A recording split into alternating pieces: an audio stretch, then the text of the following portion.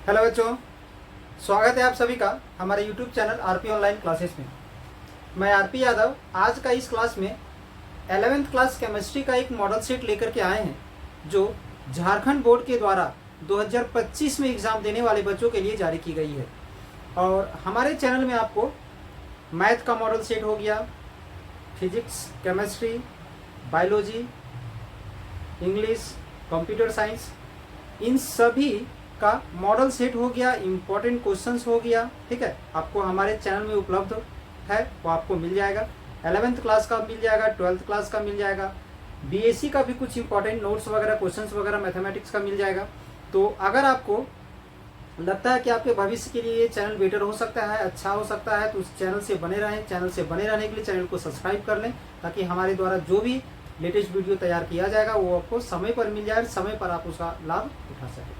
तो चलिए, आज का इस क्लास में हम 11th क्लास केमिस्ट्री का एक मॉडल सेट लेकर के आए हैं जो झारखंड बोर्ड के द्वारा 2025 में एग्जाम देने वाले बच्चों के लिए जारी की गई है।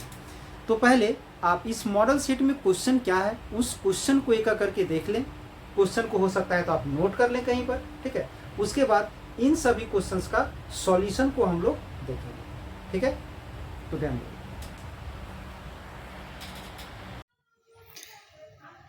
क्वेश्चन नोट करने से पहले आप ध्यान दोगे ये क्या है। झारखंड शैक्षणिक अनुसंधान एवं प्रशिक्षण परिषद रांची यानी वार्षिक परीक्षा सत्र 2024-25 के लिए जो मॉडल प्रश्न पत्र जो जारी किया गया है, क्लास 11th है, सब्जेक्ट केमिस्ट्री है, टाइम आवर है 1 आवर और फुल मार्क्स है इसका 14। ठीक है, तो सबसे पहले इसका आप जनरल इंट्रोडक्शन में ध्यान दोगे। ठीक है, ध्यान दोगे इसका जनरल इंट्रोडक्शन क्या है।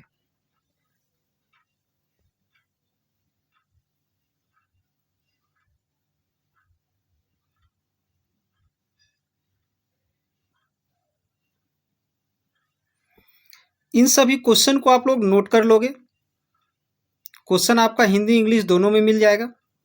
ठीक है, तो पहले आप क्वेश्चन इंग्लिश में नोट कर लोगे। ठीक है, अगर इसको हिंदी में किसी को चाहिए तो वो क्वेश्चन भी आपको दिखाया जाएगा। पहला क्वेश्चन है,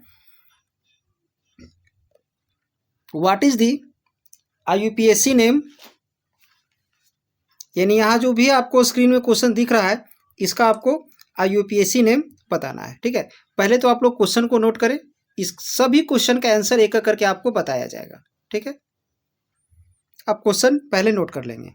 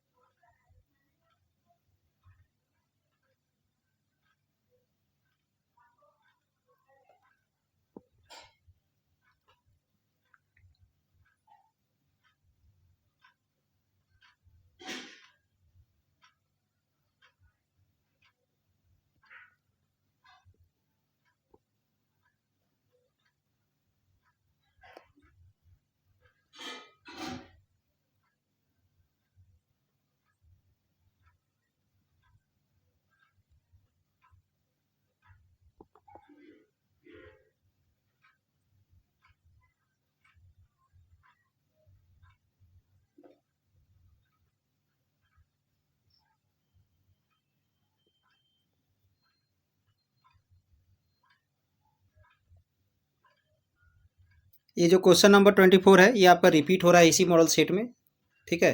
शायद ये क्वेश्चन नंबर 4 में था, ध्यान दोगे।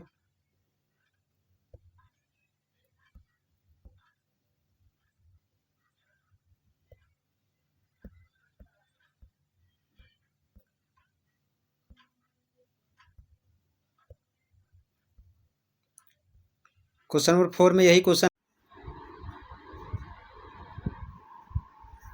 ये जो क्वेश्चन है क्वेश्चन नंबर 4 जो है आप लोग का रिपीटेड क्वेश्चन है, ठीक है। ये क्वेश्चन फिर से आया है, ध्यान दोगे कहाँ पर आया है। तो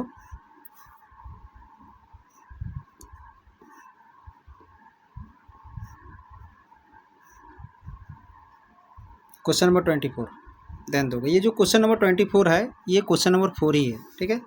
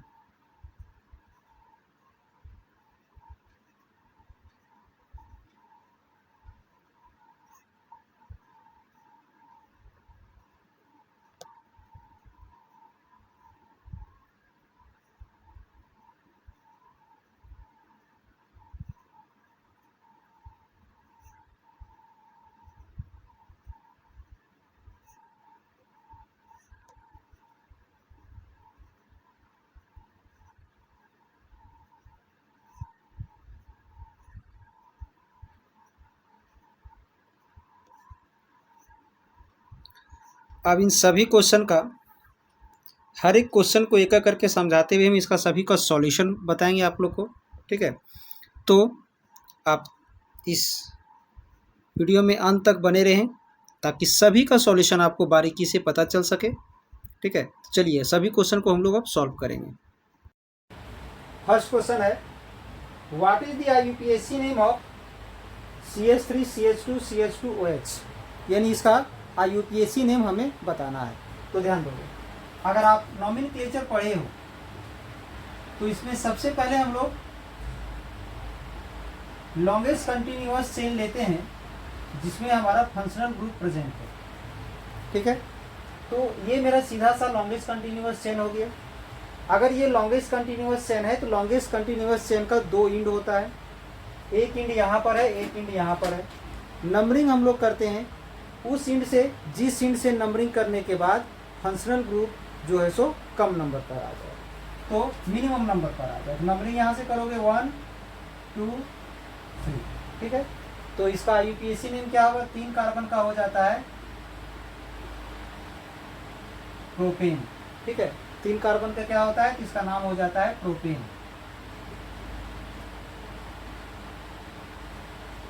ये हो गया। अब ये जो OH है उसके लिए हम लोग OL ऐड करते हैं। तो जब भी OL ऐड करेंगे तो सबसे पहले OL कहाँ पर है, 1 नंबर पर है, 1 लिखेंगे और यहाँ से E को हटा देंगे, 1 ऑल। अब यहाँ पर जो 2 डैश जो दिख रहा है जिसे हाइफन कहते हैं, अगर ये आप नहीं लिखते हो तो ये गलत माना जाएगा, इसलिए लिखोगे 1 OL और यहाँ जो E था उसे हटा देना है, ठीक है। ये हो गया हमारा क्वेश्चन नंबर फर्स्ट। तो ऑप्शन में जो है ये आंसर कहीं दिया नहीं है, ऑप्शन में कहीं है ही नहीं है। ऑप्शन में दिया हुआ है प्रोपेनॉल, तो एक्चुअली में वो गलत है, बट अगर वो दिया है तो आपको वही चूज करना है, ठीक है। फर्स्ट में है इथेनॉल, तो इथेनॉल तो है नहीं। बी में है मिथेनॉल, सी में है प्रोपेनॉल, डी में है ब्यूटेनॉल, तो आंसर इसका सी नंबर होगा। करेक्ट आंसर देखा जाए तो ये होना चाहिए था, बट ऐसा कुछ नहीं है, प्रोपेनॉल है जो कि सी नंबर में है, यानी इसका आंसर हो जाएगा सी नंबर।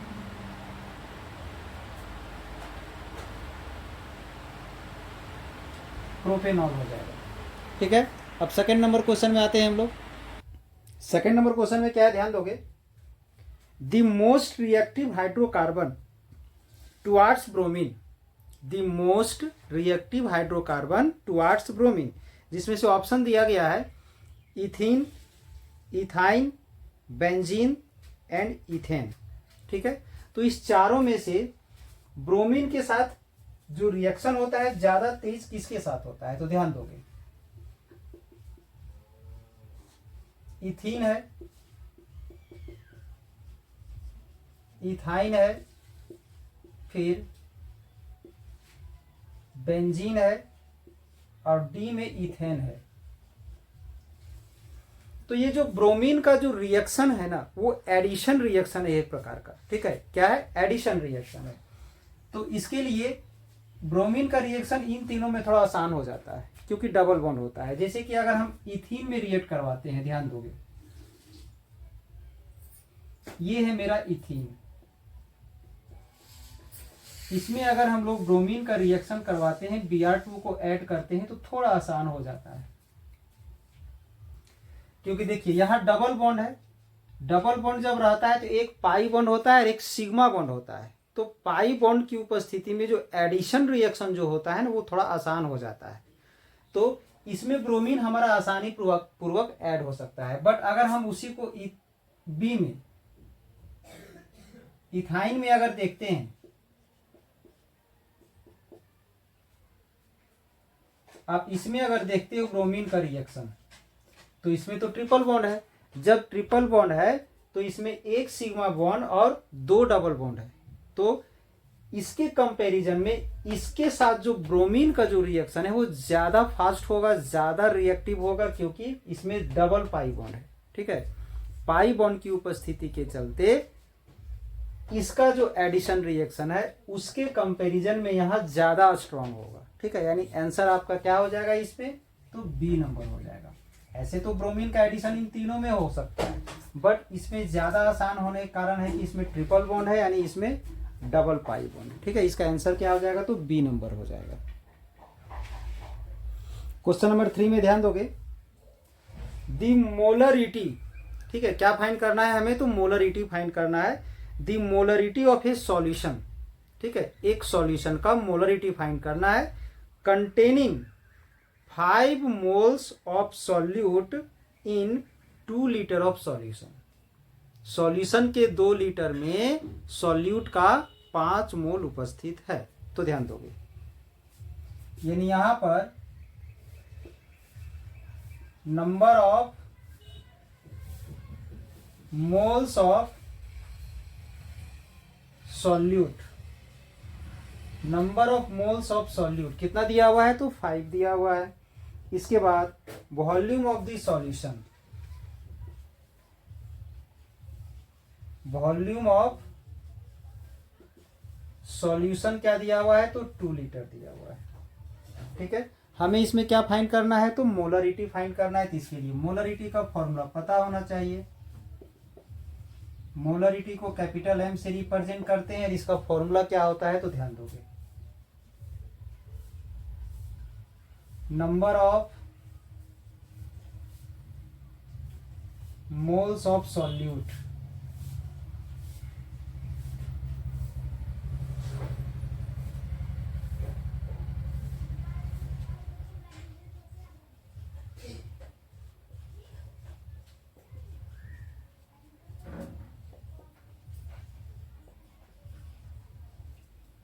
ये है formula, number of moles of solute, volume of solution in litre. ठीक है, तो ध्यान दोगे, number of moles of solute दिया हुआ है 5, वॉल्यूम ऑफ सॉल्यूशन दिया हुआ है 2, डिवाइड करेंगे तो आ जाएगा 2.5 ग्राम मोल पर लीटर। ठीक है, क्या आ गया, 2.5, जिसे हम लोग लिख सकते हैं 2.5 कैपिटल एम। ठीक है, 2.5 कैपिटल एम हम लोग लिख सकते हैं। यानी इसका आंसर क्या हो जाएगा, तो ए नंबर हो जाएगा। कंप्लीट करोगे इसे।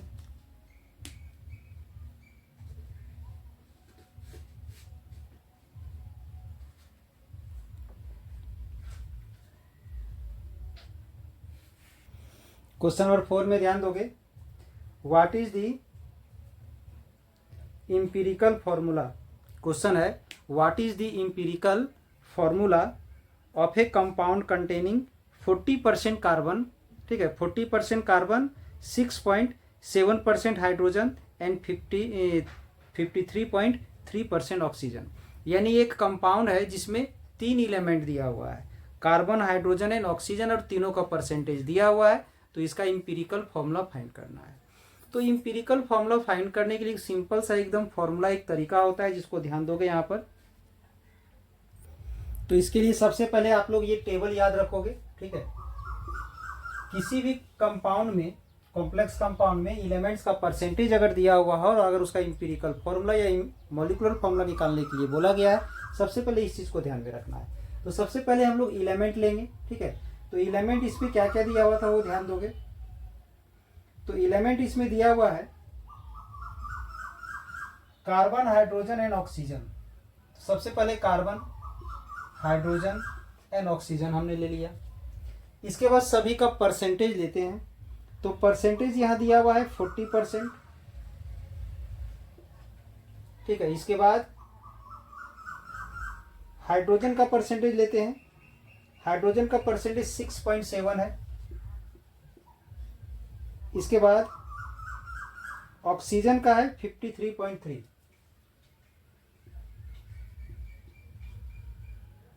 ये ठीक है। इसके बाद ध्यान दोगे, सबका एटॉमिक मास लेते हैं। तो कार्बन का एटॉमिक मास होता है 12, हाइड्रोजन का होता है 1 और ऑक्सीजन का होता है 16। इतना लेने के बाद अब हम लोग नंबर ऑफ मोल्स फाइंड करेंगे। तो नंबर ऑफ मोल्स फाइंड करने के लिए क्या करेंगे, इसमें होता क्या है कि परसेंटेज अमाउंट को एटॉमिक मास से डिवाइड करते हैं। ये जो परसेंटेज जो है ना, उसे एटॉमिक मास से डिवाइड किया जाता है। तो यहाँ पर आ जाएगा 40/12, यहाँ पर आ जाएगा 6.7/1, यहाँ पर आ जाएगा 53.3/16। ठीक है, अब इसे हम लोग यहाँ पर सॉल्व करके लिख देंगे। ठीक है, सभी को हम लोग डिवाइड करेंगे।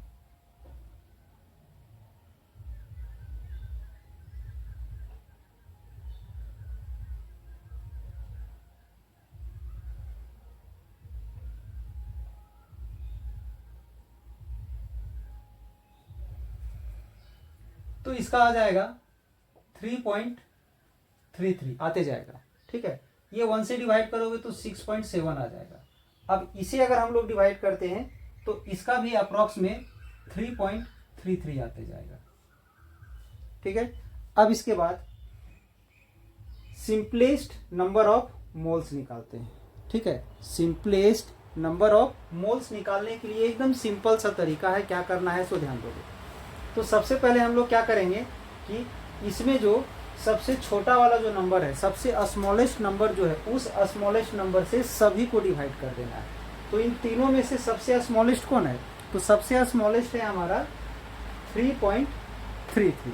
तो इसी 3.33 से तीनों को डिवाइड करेंगे। 3.33 को डिवाइड करेंगे 3.33 से। अब यहाँ से 6.7 को भी डिवाइड करेंगे 3.33 से। 3.33 को डिवाइड करोगे 3.33 से।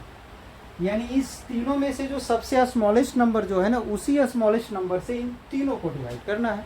तो तीनों में स्मॉलेस्ट नंबर क्या था? तो 3.33।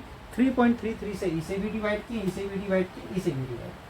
ठीक है, तो ये हमारा आ जाएगा 1, ये अप्रॉक्स 2 आएगा और ये आ जाएगा 1।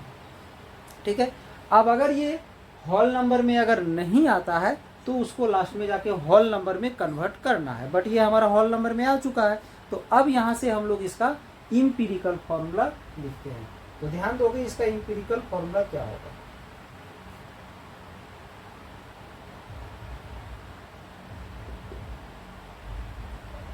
इम्पीरिकल फॉर्मूला,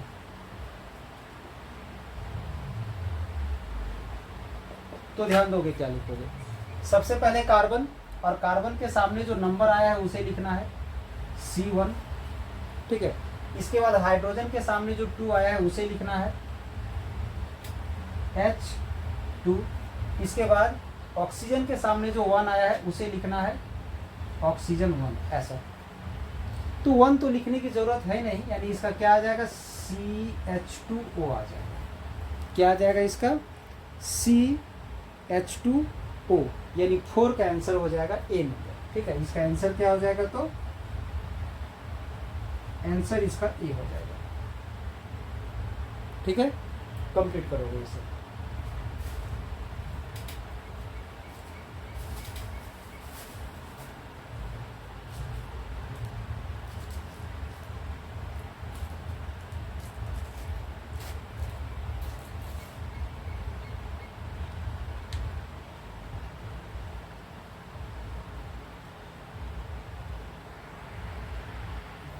नेक्स्ट क्वेश्चन क्या है, ध्यान दोगे। The total number of orbitals in a shell with n equal to 3। ठीक है, ध्यान दोगे n इक्वल टू 3 दिया हुआ है। ठीक है, तो अगर आप नंबर ऑफ ऑर्बिटल के बारे में अगर हो सकता है जान रहे हो, या अगर नहीं जान रहे हो तो 9 या 10 क्लास में ये जरूर पढ़े होगे कि किसी भी ऑर्बिटल में मैक्सिमम नंबर ऑफ इलेक्ट्रॉन कितना हो सकता है। ठीक है, तो ध्यान रखना।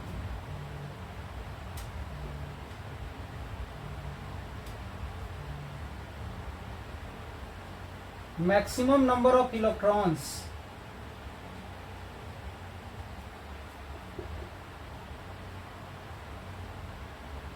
ठीक है, maximum number of electrons in A orbit या ऑर्बिटर।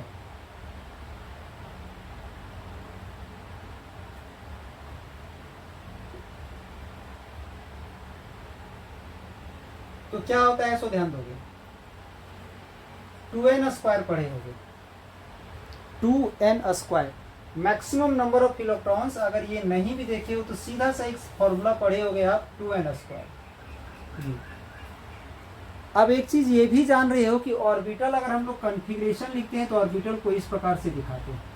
ठीक है, 1s के लिए, ठीक है, ये 2s के लिए, ठीक है। इसके बाद हम लोग इस प्रकार से आगे बढ़ते चले जाते हैं, ये 2p के लिए।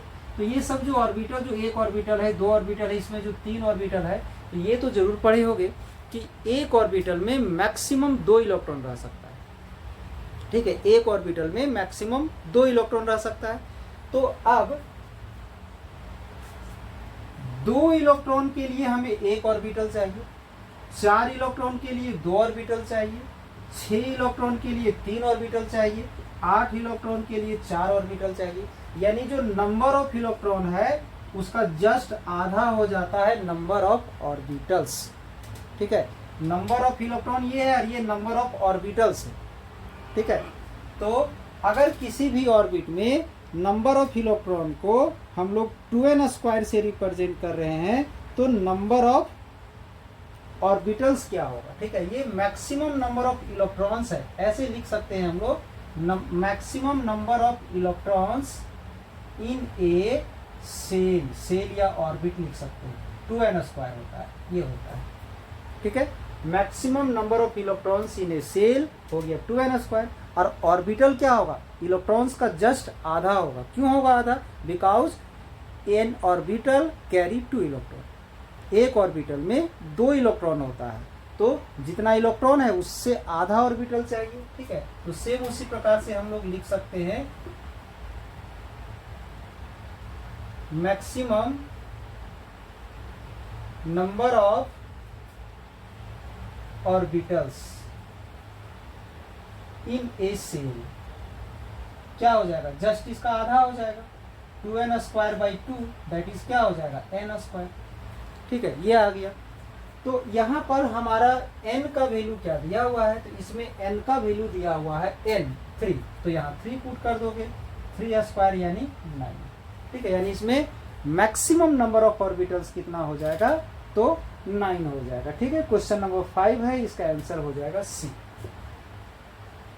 सीधे से याद रखना है, किसी भी सेल में, किसी भी ऑर्बिट में maximum number of electrons 2n² होता है और एक ऑर्बिटल में 2 इलेक्ट्रॉन रह सकता है, ठीक है। एक ऑर्बिटल में 2 इलेक्ट्रॉन रह सकता है, यानी इसका सीधा सा मतलब क्या है कि नंबर ऑफ इलेक्ट्रॉन्स का हाफ हो जाएगा ऑर्बिटल्स। तो मैक्सिमम नंबर ऑफ ऑर्बिटल्स इसका जस्ट हाफ हो गया, तो n² आ गया, n का वैल्यू 3 पुट कर दिए तो 9 आ गया। कंप्लीट करोगे इसे।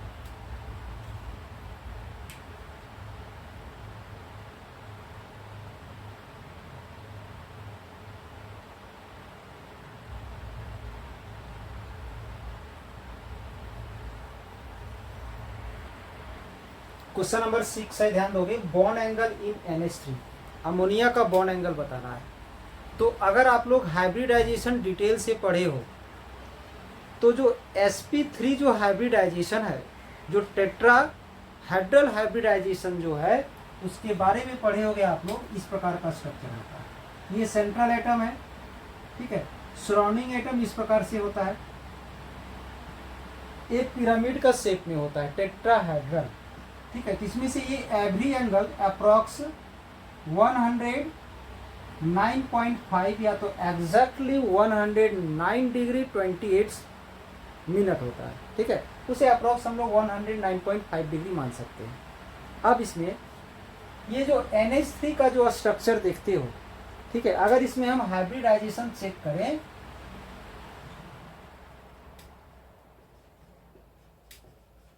हाइब्रिडाइजेशन ऑफ नाइट्रोजन, इसमें नाइट्रोजन का जो हाइब्रिडाइजेशन जो होता है ना, वो sp3 होता है।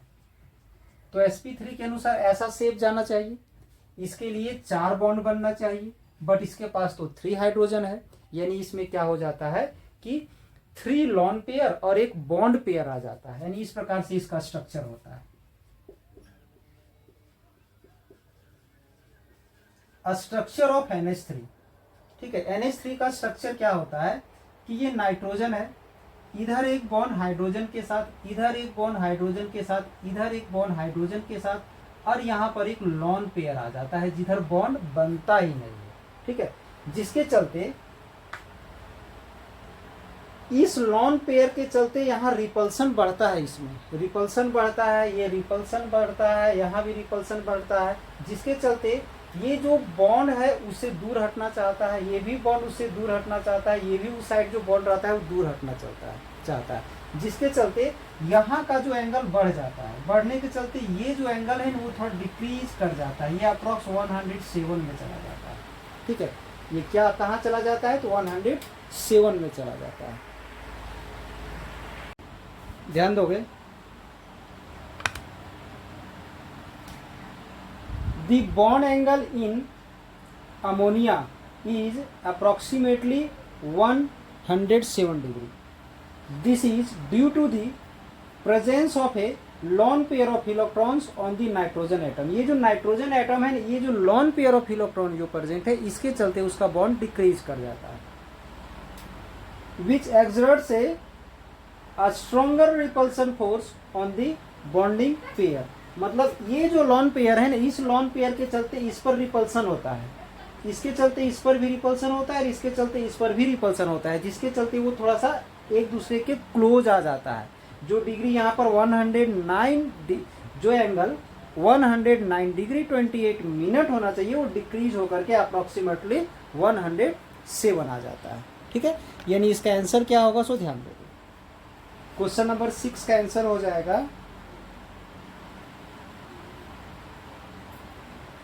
ठीक है, 6 का आंसर होगा इसका ऑप्शन में, देखते हैं हम लोग, बी नंबर। ठीक है, इसका आंसर हो जाएगा बी नंबर।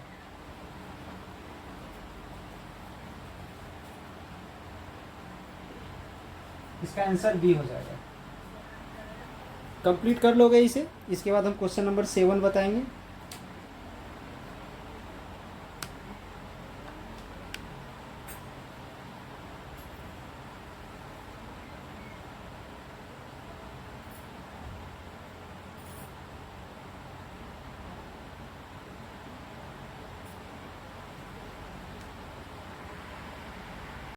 नेक्स्ट क्वेश्चन है, ध्यान दोगे, क्वेश्चन नंबर 7। तो क्वेश्चन नंबर 7 में क्या है, सबसे पहले ध्यान दोगे, क्वेश्चन पूछा गया है, the heat released when 1 mole of water is form in the combustion reaction is. यानी जब दहन अभिक्रिया में 1 मोल जल बनता है, दहन अभिक्रिया के द्वारा जब 1 मोल जल का निर्माण किया जाता है तो कितनी ऊष्मा उत्सर्जित होती है। तो इसके लिए 2 रिएक्शन ध्यान में रखोगे, ये दोनों जो है सो दहन अभिक्रिया है, मतलब कंबशन रिएक्शन है। ठीक है, तो ध्यान दोगे इसमें क्या है, हाइड्रोजन का जब कंबशन किया जाता है ऑक्सीजन में, और जब वाटर मेरा गैसियस फॉर्म में बनता है, ठीक है, वाटर जब गैसियस फॉर्म में बनता है तो हीट एनर्जी क्या चाहिए, 200, एंथैल्पी चेंज जो इसमें है -241.8 किलो जूल पर मिनट। ठीक है, पर जब सेम रिएक्शन हमारा यहाँ वाटर जो बन रहा है वो लिक्विड फॉर्म में अगर हमारा बन रहा है तो एंथैल्पी चेंज हो जाएगा -285.8 किलो जूल पर मिनट। तो इसमें एग्जाम्पल जो दिया हुआ है, सॉरी ऑप्शन जो दिया हुआ है, उस ऑप्शन में ध्यान दोगे, ए में है +285 किलो जूल पर मोल। ठीक है, बी में दिया हुआ है -285 किलो जूल पर मोल, सी में दिया हुआ है 418 किलो जूल पर मोल, और डी में दिया हुआ है -418। तो इसके अनुसार हमारा आंसर जो है सो हो जाएगा B number, that is -285.8 kilo joule per मोल।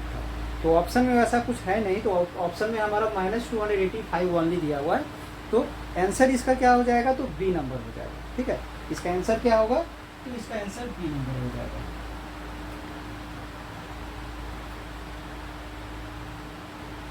इसका आंसर बी हो जाएगा।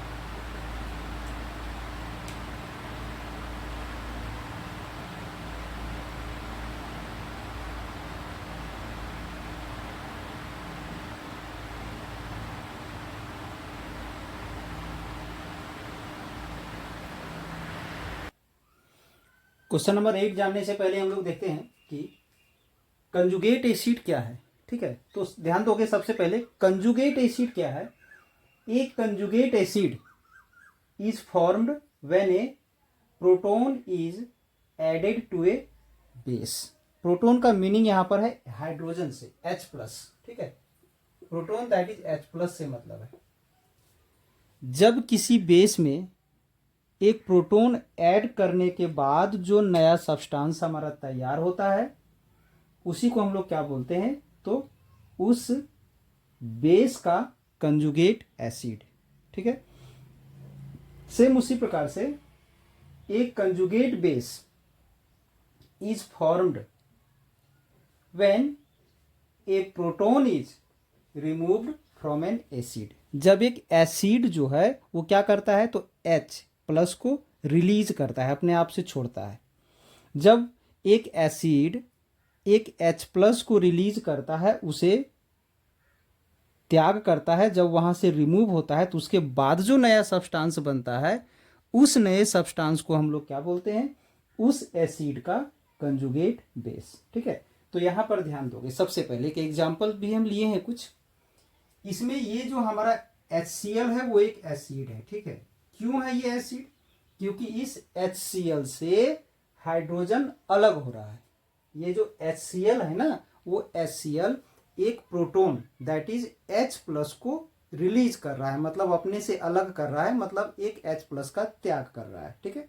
तो इसलिए एसिड है, ठीक है। अब इससे एक हाइड्रोजन अलग होने के बाद जो नया सब्सटेंस हमारा तैयार होगा वो क्या होगा, तो इस एसिड का कंजुगेट बेस होगा, जो क्या है, तो Cl-, क्योंकि जब इससे हमारा एक H+ अलग हुआ तो नया सब्सटेंस जो बना वो Cl- बना, तो ये क्या हो गया, बेस हो गया, उस एसिड का बेस, कंजुगेट बेस। यानी इसे अगर हम एसिड 1 मानते हैं तो ये बेस 1 होगा। दैट इज इस HCl का कंजुगेट बेस हमारा ये Cl- है, ठीक है। अब यहां पर ये NH3 क्या कर रहा है, NH3 जो अमोनिया है वो एक प्रोटोन को दैट इज H+ को गेन कर रहा है, तब जाके हमारा ये बन रहा है। तो जो H+ को गेन करता है वो बेस कहलाता है, दैट इज ये बेस है, ठीक है। और ये जो है एक प्रोटोन को गेन किया, गेन करने के बाद जो नया सब्सटेंस बना वो इस बेस का कंजुगेट एसिड है, ये एसिड हो गया। तो अगर इसे हम बेस 2 मानते हैं तो ये एसिड 2 हो जाएगा। दैट इज यहां कहने का मतलब हमारा ये है कि इस एसिड का कंजुगेट बेस Cl- हो गया और इस NH3 जो बेस है इस बेस का कंजुगेट एसिड मेरा NH4+ हो गया, ठीक है। यानी ये जो है सो हमारा क्या कहलाएगा, ये दोनों पेयर HCl और Cl- का जो पेयर है वो क्या कहलाएगा, conjugated acid base pair.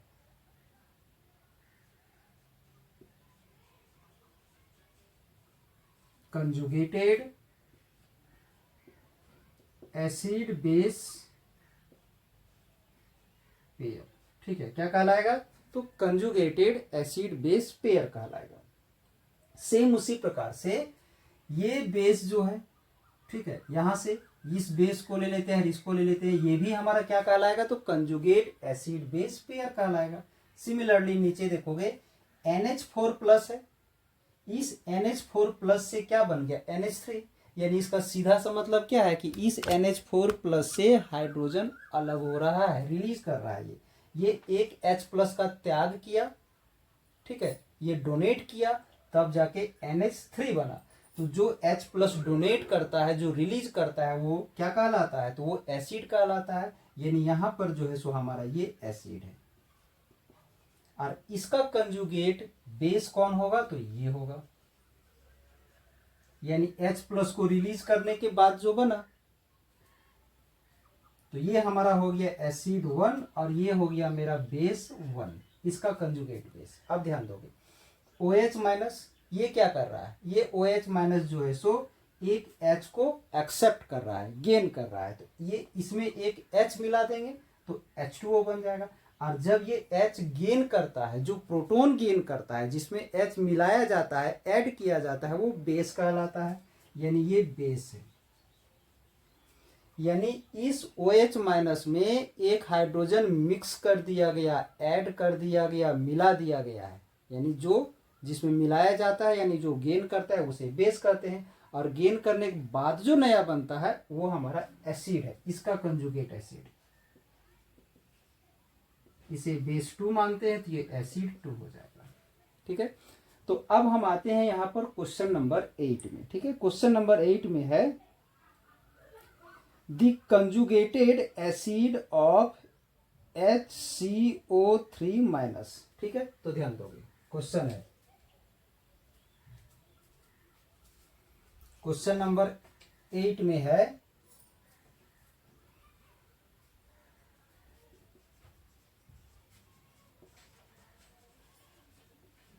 The conjugate acid of HCO3 minus. ठीक है, क्वेश्चन ये है the conjugate acid of HCO3 minus, यानी HCO3 माइनस का कंजुगेट एसिड के बारे में बताना है। ठीक है, तो ध्यान दोगे, कंजुगेट एसिड क्या है यहां बताया गया है, ध्यान दोगे। एक conjugate acid is formed when a proton is added. जब एक प्रोटोन किसी में ऐड किया जाता है, एक बेस में जब प्रोटोन ऐड किया जाता है, ऐड करने के बाद जो नया सब्सटेंस बनता है वो एसिड होता है। ठीक है, तो ध्यान दोगे। अब यहां सीधा सा एक एग्जांपल है HCO3 माइनस। इसमें जब हम लोग एक H प्लस मिक्स कर देंगे, एक H प्लस इसमें हम लोग क्या करेंगे तो मिक्स कर देंगे, तो इसमें एक H प्लस मिक्स करने के बाद क्या बनेगा, तो सबसे पहला चीज ये माइनस और प्लस कैंसिल हो जाएगा। ठीक है, पहले से हाइड्रोजन है, एक हाइड्रोजन इसमें ऐड हो जाएगा तो आ जाएगा H2CO3। ठीक है, यानी ये क्या बन गया हमारा, इस सब्सटेंस का कंजुगेट एसिड, क्योंकि इसमें एक प्रोटोन यानी H प्लस मिलाने के बाद ये बना, ये है कंजुगेट एसिड।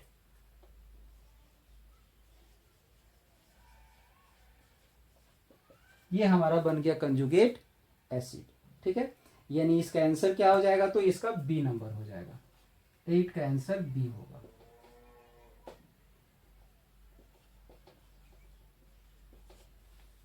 कंप्लीट करोगे इसे।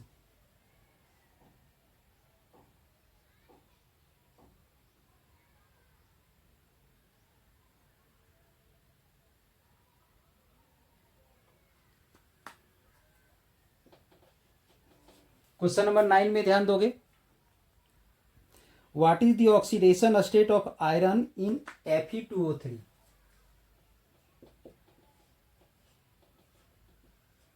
Fe2O3 जो है, इस Fe2O3 में Fe यानी आयरन का ऑक्सीडेशन स्टेट बताना है। तो ध्यान रहे, जब किसी कंपाउंड में किसी का ऑक्सीडेशन नंबर हमें फाइंड करना रहता है तो उसे हम लोग क्या करते हैं, X मान लेते हैं। ठीक है, तो चलिए इसमें जो Fe का जो ऑक्सीडेशन स्टेट हमें फाइंड करना है इसे हम लोग X मान लेते हैं। ठीक है, तो यहाँ चूंकि Fe2 है मतलब 2 ऑक्सीजन है तो हो जाएगा 2 × X प्लस ऑक्सीजन का यहाँ ऑक्सीडेशन स्टेट -2 है। ठीक है, तो 3 ऑक्सीजन है तो 3 × -2 = 0। किसी भी न्यूट्रल कंपाउंड में अगर आप ऑक्सीडेशन नंबर के बारे में नहीं जान रहे हो, ऑक्सीडेशन रिडक्शन नहीं पढ़े हो, तो एक बहुत ही सिंपल तरीके से ऑक्सीडेशन नंबर का एक हम लेक्चर बना रखे हैं, उसे आप सर्च करोगे oxidation number by RP online classes, guarantee है कि आपको वो समझ में आएगा। और ये जो ऑक्सीडेशन नंबर या ऑक्सीडेशन स्टेट जो टॉपिक होता है, इससे लगभग क्वेश्चन हर एक साल 11th क्लास में पूछा जाता है, 12th क्लास में भी पूछा जाता है, हायर क्लासेस में भी पूछा जाता है। ठीक है, तो इसको एक बार जरूर देखोगे। ठीक है, बहुत ही डिटेल से वहां पर पॉइंट टू पॉइंट बताया गया है। तो अगर यहाँ Fe का ऑक्सीडेशन नंबर हम लोग X मान लेते हैं तो 2 ऑक्सीजन है तो 2 × X हो जाएगा, प्लस ऑक्सीजन का ऑक्सीडेशन स्टेट -2 है तो यहाँ पर 3 ऑक्सीजन है, 3 × -2 हो गया, और ये एक न्यूट्रल कंपाउंड है इसलिए ऐड करने से 0 होगा। ठीक है, तो यहाँ पर 2X = क्या हो जाएगा, इसको मल्टीप्लाई करोगे तो -6 हो जाएगा। अब ये -6 को उधर इक्वल टू में ले जाएंगे और 6 में यहाँ पर 2 डिवाइड कर दोगे तो आ जाएगा 3, यानी कि यहाँ पर क्या हो जाएगा तो +3 हो जाएगा इसका ऑक्सीडेशन स्टेट। ठीक है, यहाँ पर Fe का ऑक्सीडेशन स्टेट क्या हो जाएगा तो +3 हो जाएगा, यानी इसका आंसर हो जाएगा बी नंबर। ठीक है, +3 इसका आंसर हो जाएगा बी नंबर, +3। कंप्लीट करोगे इसे।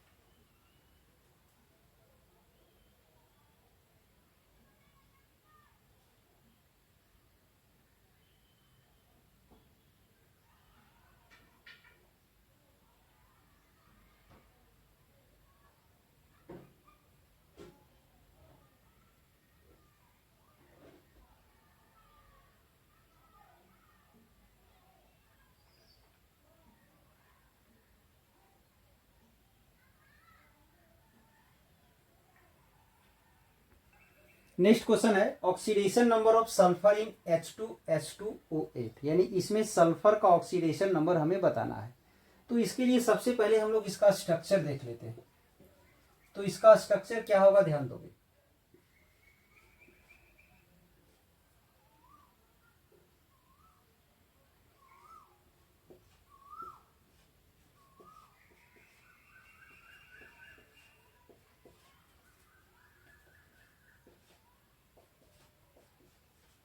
ये होगा इसका स्ट्रक्चर। ठीक है, H2H2O8 का स्ट्रक्चर होगा।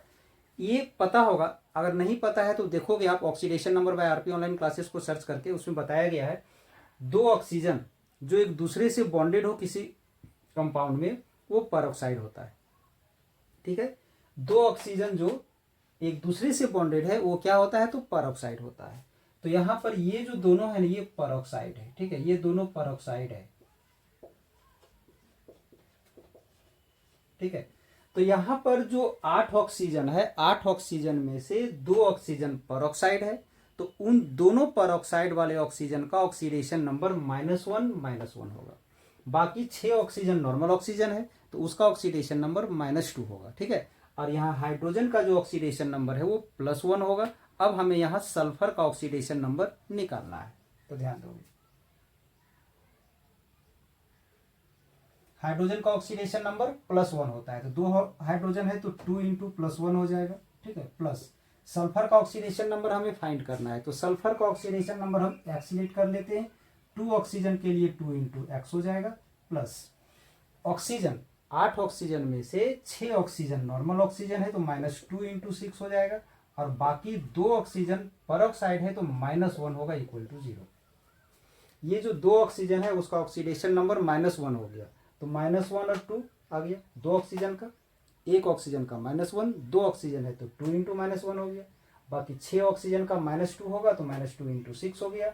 इसका हो गया 2 इंटू एक्स। हाइड्रोजन का +1 होता है, 2 हाइड्रोजन है, 2 इंटू +1 हो गया और इक्वल टू में 0। अब इसे हम लोग यहाँ सॉल्व करेंगे तो आ जाएगा 2 + 2x - 12 -2 इक्वल टू 0। ठीक है, अब यहाँ से ये +2 -2 कैंसिल हो जाएगा। ये जो -12 है उसको उधर इक्वल टू में ले जाओगे, 2 को डिवाइड करोगे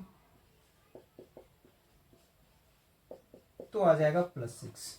ठीक है, यानी यहां पर इसका ऑक्सीडेशन नंबर +6 आ गया, यानी इसका आंसर हो जाएगा ए नंबर। आंसर हो जाएगा इसका ए नंबर। कंप्लीट करोगे इसे।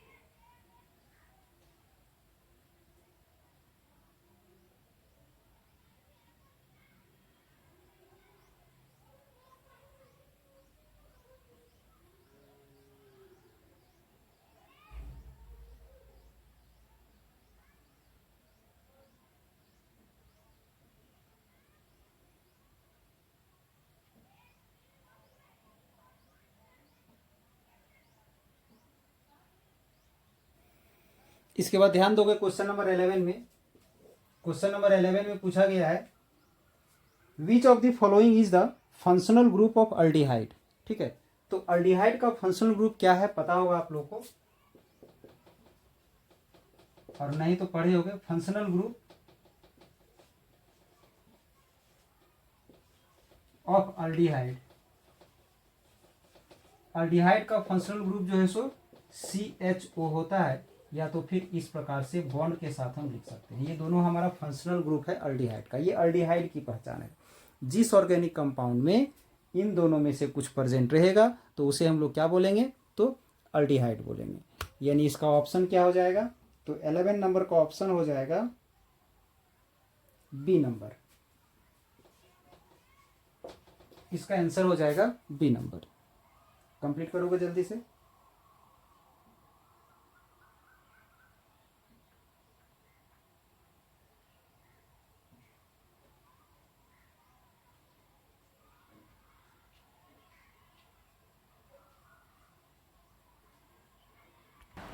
नेक्स्ट क्वेश्चन 12 में ध्यान दोगे। क्वेश्चन नंबर क्या है, ध्यान दो। क्वेश्चन क्या है, ध्यान दोगे। क्वेश्चन है which of the following shows A resonance effect. ठीक है, यानी इसमें 4 ऑप्शन दिया हुआ है, बेंजीन, इथेन, इथेनॉल और मीथेन। इन चारों में से रेजोनेंस इफेक्ट कौन शो करता है। इससे पहले हम लोग तो रेजोनेंस इफेक्ट जानेंगे, तो ध्यान दोगे। It is also called mesomeric effect. ठीक है, it is a phenomenon in which electrons in A molecule can be distributed over multiple bonds, that is double bond and triple bond, resulting in the formation of hypothetical resonance structure that differ only in the placement of electron। यानी सीधा सा कहने का हमारा मतलब ये है कि एक ऐसा मॉलिक्यूल जिसका एक से ज्यादा स्ट्रक्चर पॉसिबल होगा और उसमें अंतर क्या होगा, तो सिर्फ इलेक्ट्रॉन का प्लेसमेंट, इलेक्ट्रॉन का स्थान, दैट इज मल्टीपल बॉन्ड का स्थान इधर उधर करने से स्ट्रक्चर अगर अलग अलग हो रहा है, स्ट्रक्चर डिफरेंट हो रहा है, तो उस इफेक्ट को हम लोग रेजोनेंस इफेक्ट करते हैं। तो ध्यान दोगे, हम यहाँ पर एक एग्जांपल लेते हैं, बेंजीन का एग्जांपल लेते हैं, ध्यान दोगे। ठीक है, बेंजीन का जो स्ट्रक्चर होता है इस प्रकार से, बेंजीन का स्ट्रक्चर पढ़े होगे। ये जो बेंजीन का स्ट्रक्चर है, यहाँ डबल बॉन्ड होता है, फिर यहाँ सिंगल होता है, यहाँ सिंगल होता है, फिर यहाँ डबल बॉन्ड हो जाता है, फिर सिंगल होता है, फिर ये डबल होता है। ऐसा स्ट्रक्चर होता है बेंजीन का। तो ये जो स्ट्रक्चर है, इसी स्ट्रक्चर को हम लोग चेंज करके यहाँ पर दिखा सकते हैं, ध्यान दोगे।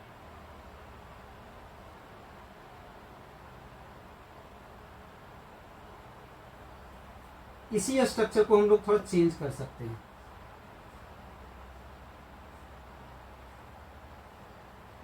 ये जो डबल बॉन्ड यहाँ पर था, वो डबल बॉन्ड हमारा यहाँ भी तो हो सकता था।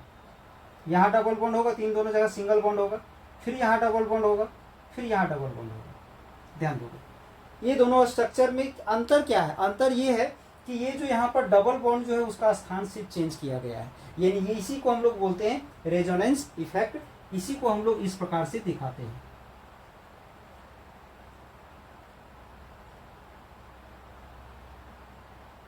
इस प्रकार से दिखाया जाता है। तो 12 में जो 4 ऑप्शन जो दिया गया है, पूछा गया है कि इसमें रेजोनेंस इफेक्ट कौन सा मॉलिक्यूल में होगा। फर्स्ट में है बेंजीन, सेकेंड में है इथेन, थर्ड में है इथेनॉल और फोर्थ में है मीथेन। तो इसका आंसर हो जाएगा ए नंबर। ठीक है, इसका आंसर क्या होगा, तो ए नंबर हो जाएगा बेंजीन। ये बेंजीन का स्ट्रक्चर है। क्वेश्चन नंबर 12, क्वेश्चन नंबर 12 का क्या हो जाएगा, तो ए नंबर हो जाएगा। कंप्लीट करोगे इसे जल्दी से।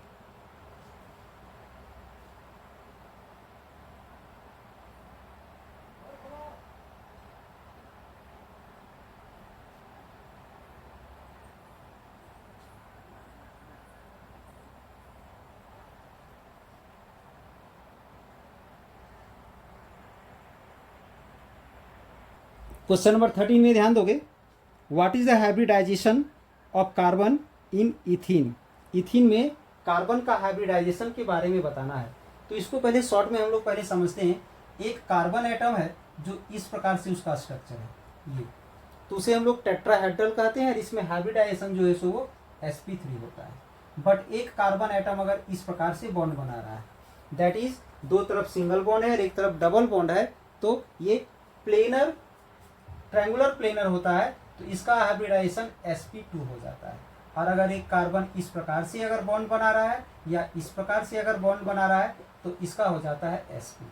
ठीक है, हाइब्रिडाइजेशन पहचानने का सिंपल तरीका हमारा ये है, ध्यान दोगे तो इसमें इथीन का हाइब्रिडाइजेशन पूछा गया है। इथीन में कार्बन का हाइब्रिडाइजेशन, ठीक है, इथीन, तो इथीन का होता है C2H4। तो सबसे पहले हम लोग इसका स्ट्रक्चर यहाँ ड्रॉ करते हैं। तो इसका स्ट्रक्चर अगर ड्रॉ करोगे तो इसका स्ट्रक्चर इस प्रकार से आएगा। ये इथीन का स्ट्रक्चर है। तो अब ध्यान दोगे यहाँ पर ये जो कार्बन जो है सो किस प्रकार का स्ट्रक्चर को शो कर रहा है, ये इसमें से कौन सा स्ट्रक्चर शो हो रहा है, तो ये स्ट्रक्चर शो हो रहा है दोनों जगह, यहाँ भी और यहाँ भी। इन दोनों कार्बन का जो हाइब्रिडाइजेशन होगा वो क्या हो जाएगा, तो sp2 हो जाएगा। दैट इज 13 का जो आंसर होगा वो हो जाएगा बी नंबर, ठीक है, इसका आंसर हो जाएगा बी नंबर, sp2। दोनों कार्बन में हाइब्रिडाइजेशन इसका sp2 हो जाएगा। कंप्लीट करोगे इसे।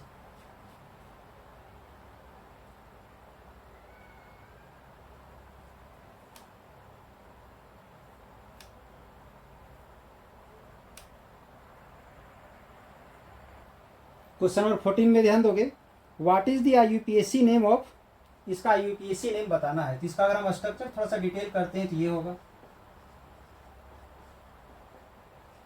तो ध्यान दोगे यहाँ जो इसमें फंक्शनल ग्रुप जो जुड़ा हुआ है, कौन सा फंक्शनल ग्रुप है, तो अल्डिहाइड फंक्शनल ग्रुप है, ठीक है। तो इसका IUPAC नेम के लिए इसमें 3 कार्बन है, तो 3 कार्बन के लिए हम लोग पहले प्रोप का यूज करेंगे, प्रोप, ठीक है। किसी भी 2 कार्बन के बीच में डबल बॉन्ड प्रेजेंट नहीं है, हर जगह सिंगल बॉन्ड है, तो ये प्रोपेन हो जाएगा, ANE। अब पता होगा कि अल्डिहाइड के लिए जो सफिक्स नेम जो होता है वो AL होता है। तो AL जब यहाँ ऐड करेंगे तो यहाँ से E हट जाएगा और आ जाएगा AL, यानी प्रोपेनल हो जाएगा इसका IUPAC नेम 14 का, ठीक है, प्रोपेनल, यानी इसका आंसर हो जाएगा A नंबर, ठीक है। इसका आंसर क्या होगा, तो A नंबर हो जाएगा। 15 में ध्यान दोगे, reaction of ethene with hydrogen in presence of nickel. Ethene यानी C2H4, ठीक है। इस C2H4 का रिएक्शन करवाना है हाइड्रोजन से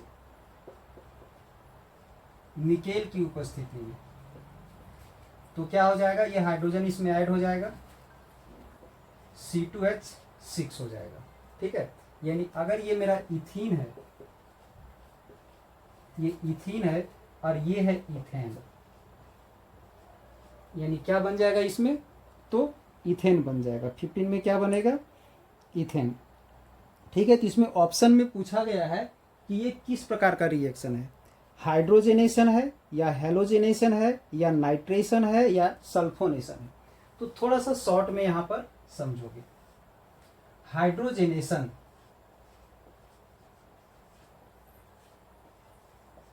ये हाइड्रोजनेशन हो गया, ठीक है। हेलोजेनेशन, ठीक है। इसके बाद हाइड्रोहेलोजेनेशन, इस तरह से हो गया। नाइट्रेशन होता है, सल्फोनेशन होता है, इस तरह से होता है। तो ध्यान दोगे, ये हाइड्रोजनेशन का मतलब होता है एडिशन ऑफ हाइड्रोजन, ठीक है, H2 का एडिशन। हेलोजेनेशन का मतलब होता है एडिशन ऑफ हेलोजन, हेलोजन में क्लोरीन, ब्रोमीन, आयोडीन, फ्लोरीन, ये सब आ गया। हाइड्रोहेलोजेनेशन का मतलब HX यानी HCl, HBr, HI, HF, इन सब चीज़ों का एडिशन। अगर कहीं NO2 का एडिशन हो रहा है तो उसे नाइट्रेशन कहते हैं, SO3H का ऐड हो रहा है तो उसे सल्फोनेशन कहते हैं। तो इस तरह से बहुत सारा रिएक्शन है, ठीक है। तो यहाँ तो हाइड्रोजन का एडिशन हो रहा है, हाइड्रोजन का क्या हो रहा है, तो एडिशन हो रहा है। तो ये क्या होगा, तो हाइड्रोजेनेशन हो जाएगा, ठीक है। क्या हो जाएगा, ये हाइड्रोजेनेशन, यानी 15 का आंसर ए हो जाएगा, ये हो जाएगा।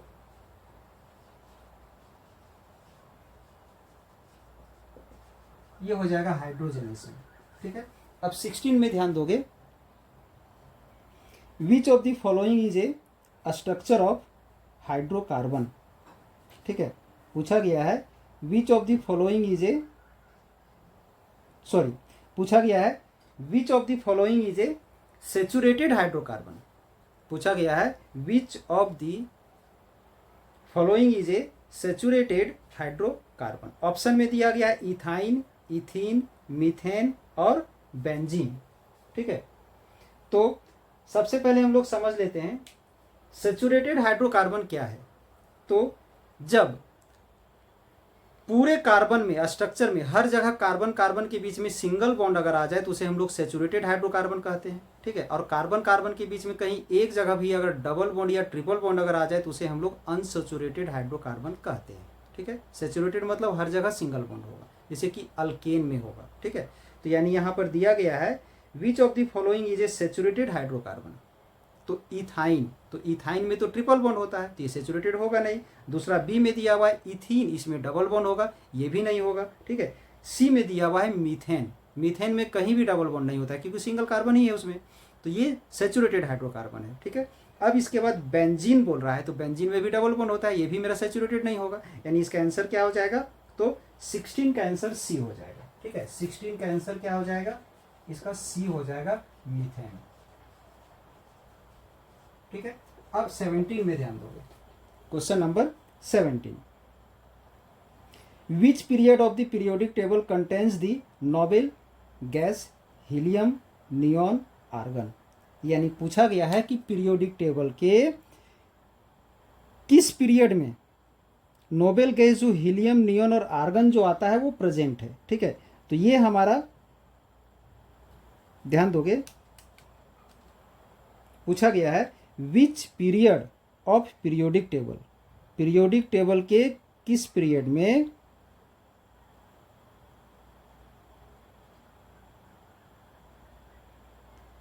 नोबेल गैस हीलियम नियॉन और आर्गन प्रेजेंट है।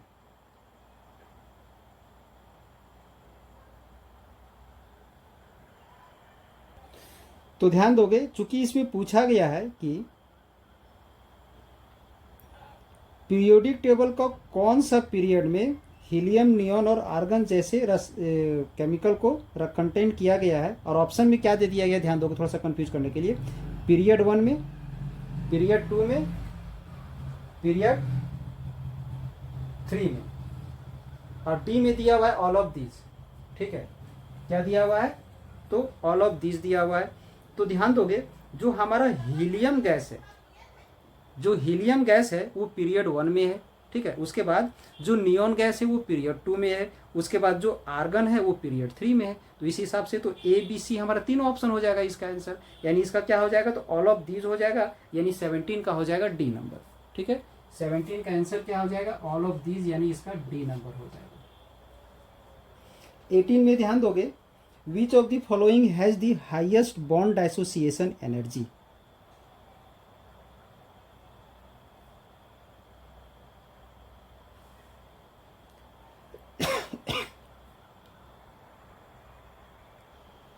क्वेश्चन नंबर 18 में ध्यान दोगे, पूछा गया है which of the following has the highest bond association energy. ठीक है, तो ध्यान दोगे, फर्स्ट में है हमारा ए H2, H2 का स्ट्रक्चर क्या होता है, तो सिंगल बॉन्ड बनता है। ठीक है, बी में क्या होता है, तो Cl2, Cl2 में क्या होता है, तो इसमें भी हमारा सिंगल बॉन्ड बनता है। सी में है ऑक्सीजन, ऑक्सीजन में क्या होता है, इसमें डबल बॉन्ड बनता है। ठीक है, और डी जो है सो नाइट्रोजन है, नाइट्रोजन में आप समझ रहे हो कि ट्रिपल बॉन्ड बनता है। तो मल्टीप्लिसिटी ऑफ बॉन्ड के आधार पर अगर देखा जाए तो जैसे जैसे मल्टीप्लिसिटी ऑफ बॉन्ड होता है तो उसका बॉन्ड एसोसिएशन एनर्जी इंक्रीज करता है। आप सोच रहे होगा आप लोग कि बॉन्ड एसोसिएशन एनर्जी क्या है, तो जब दो एटम्स के बीच में एक बॉन्ड बनता है और उसके बाद मॉलिक्यूल का निर्माण होता है, तो यहाँ इस बॉन्ड को डाइसोसिएट करने के लिए, ब्रेक करने के लिए, तोड़ने के लिए जितना मिनिमम एनर्जी वहां पर रिक्वायर्ड होता है, उस मिनिमम एनर्जी को हम लोग क्या बोलते हैं, तो बॉन्ड एसोसिएशन एनर्जी कहते हैं। ठीक है, तो जैसे जैसे मल्टीप्लिसिटी ऑफ बॉन्ड होता है तो यहाँ का अट्रैक्शन बढ़ते चले जाता है, तो जितना ज्यादा अट्रैक्शन लगेगा उस बॉन्ड को ब्रेक करने में, डाइसोसिएट करने में उतना ज्यादा एनर्जी लगेगा। दैट इज यहाँ पर ट्रिपल बॉन्ड बना हुआ है, यानी यहाँ का बॉन्ड एसोसिएशन एनर्जी सबसे ज्यादा होगा, यानी यहाँ का आंसर क्या हो जाएगा, तो डी नंबर हो जाएगा, यानी इसका आंसर क्या हो जाएगा, तो डी नंबर हो जाएगा। मल्टीप्लिसिटी ऑफ बॉन्ड के आधार पर वहाँ ट्रिपल बॉन्ड बना हुआ है, इसलिए उसका बॉन्ड एसोसिएशन एनर्जी क्या हो जाएगा, तो सबसे ज़्यादा हो जाएगा। तो यहाँ पर थोड़ा सा अगर आप रीजन दे सकते हो,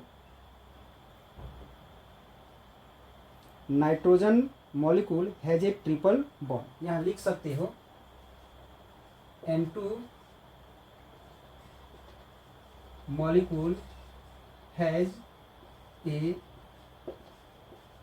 triple bond.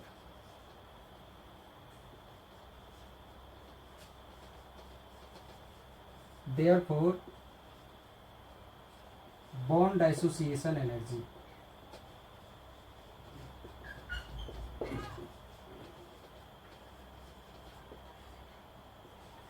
of N2 is highest या greater.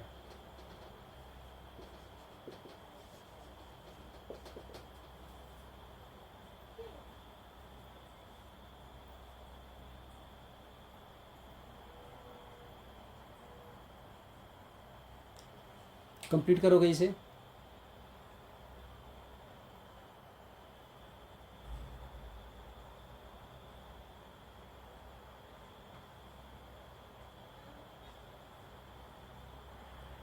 नेक्स्ट क्वेश्चन क्या है, ध्यान दो। शेप ऑफ XeF4, XeF4 का शेप निकालना है। तो अगर आप लोग हाइब्रिडाइजेशन अगर पढ़े हो, तो अगर हाइब्रिडाइजेशन के आधार पर उसका हम हाइब्रिडाइजेशन अगर फाइंड करते हैं तो इस फॉर्मूला में ध्यान दोगे, ये जो G होता है वो valence electron of the central atom होता है। तो यहाँ पर सेंट्रल एटम कौन है, तो ध्यान दोगे सेंट्रल एटम हमारा Xe है। Xe का सेंट्रल एटम Xe है और उसका वैलेंस इलेक्ट्रॉन 8 होता है। तो G के जगह पर 8 हो जाएगा। V है number of monovalent atom surrounding the central atom. Central atom के चारों तरफ जो घिरा हुआ रहता है जो एटम, वो मोनोवैलेंट एटम। तो ये 4 एटम है, चारों का चारों मोनोवैलेंट है, तो यहाँ पर 4 हो जाएगा। कैटाइन और एनाइन है नहीं इसमें चार्ज, तो वो 0 हो जाएगा। यानी यहाँ से कितना आ जाएगा, 12/2 दैट इज 6 हो जाएगा। यानी हाइब्रिडाइजेशन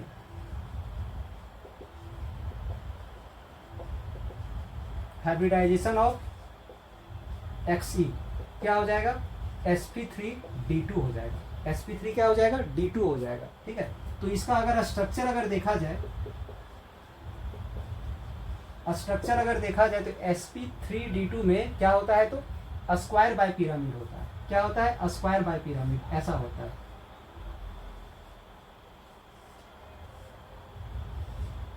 ऐसा होता है। यहाँ सेंट्रल एटम Xe है, इधर चला आएगा F, इधर आ जाएगा F, इसका आ जाएगा F, इसका आ जाएगा F। अब यहाँ 2 लॉन पेयर आ जाता है, इस प्रकार से ये आ जाता है। तो शेप का अगर बात किया जाए इसका, क्योंकि यहाँ पर इसका शेप का सिर्फ बात किया गया, तो स्ट्रक्चर हो गया इसका। अगर इसका सिर्फ शेप का अगर बात किया जाए तो लॉन पेयर का यूज नहीं होता है शेप में, ध्यान रहे।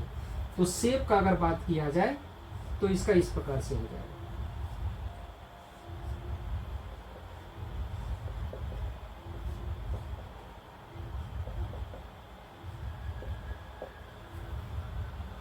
इसका शेप हो जाएगा ये हमारा स्क्वायर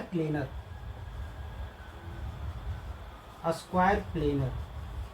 ठीक है, क्या हो जाएगा, तो इसका शेप हो जाएगा स्क्वायर प्लेनर। यानी इसका आंसर हो जाएगा आपका बी नंबर। 19 का आंसर क्या हो जाएगा, तो बी नंबर हो जाएगा, स्क्वायर प्लेनर। अगर इसका स्ट्रक्चर पूछा जाता तो ये होता। स्ट्रक्चर क्या है इसका,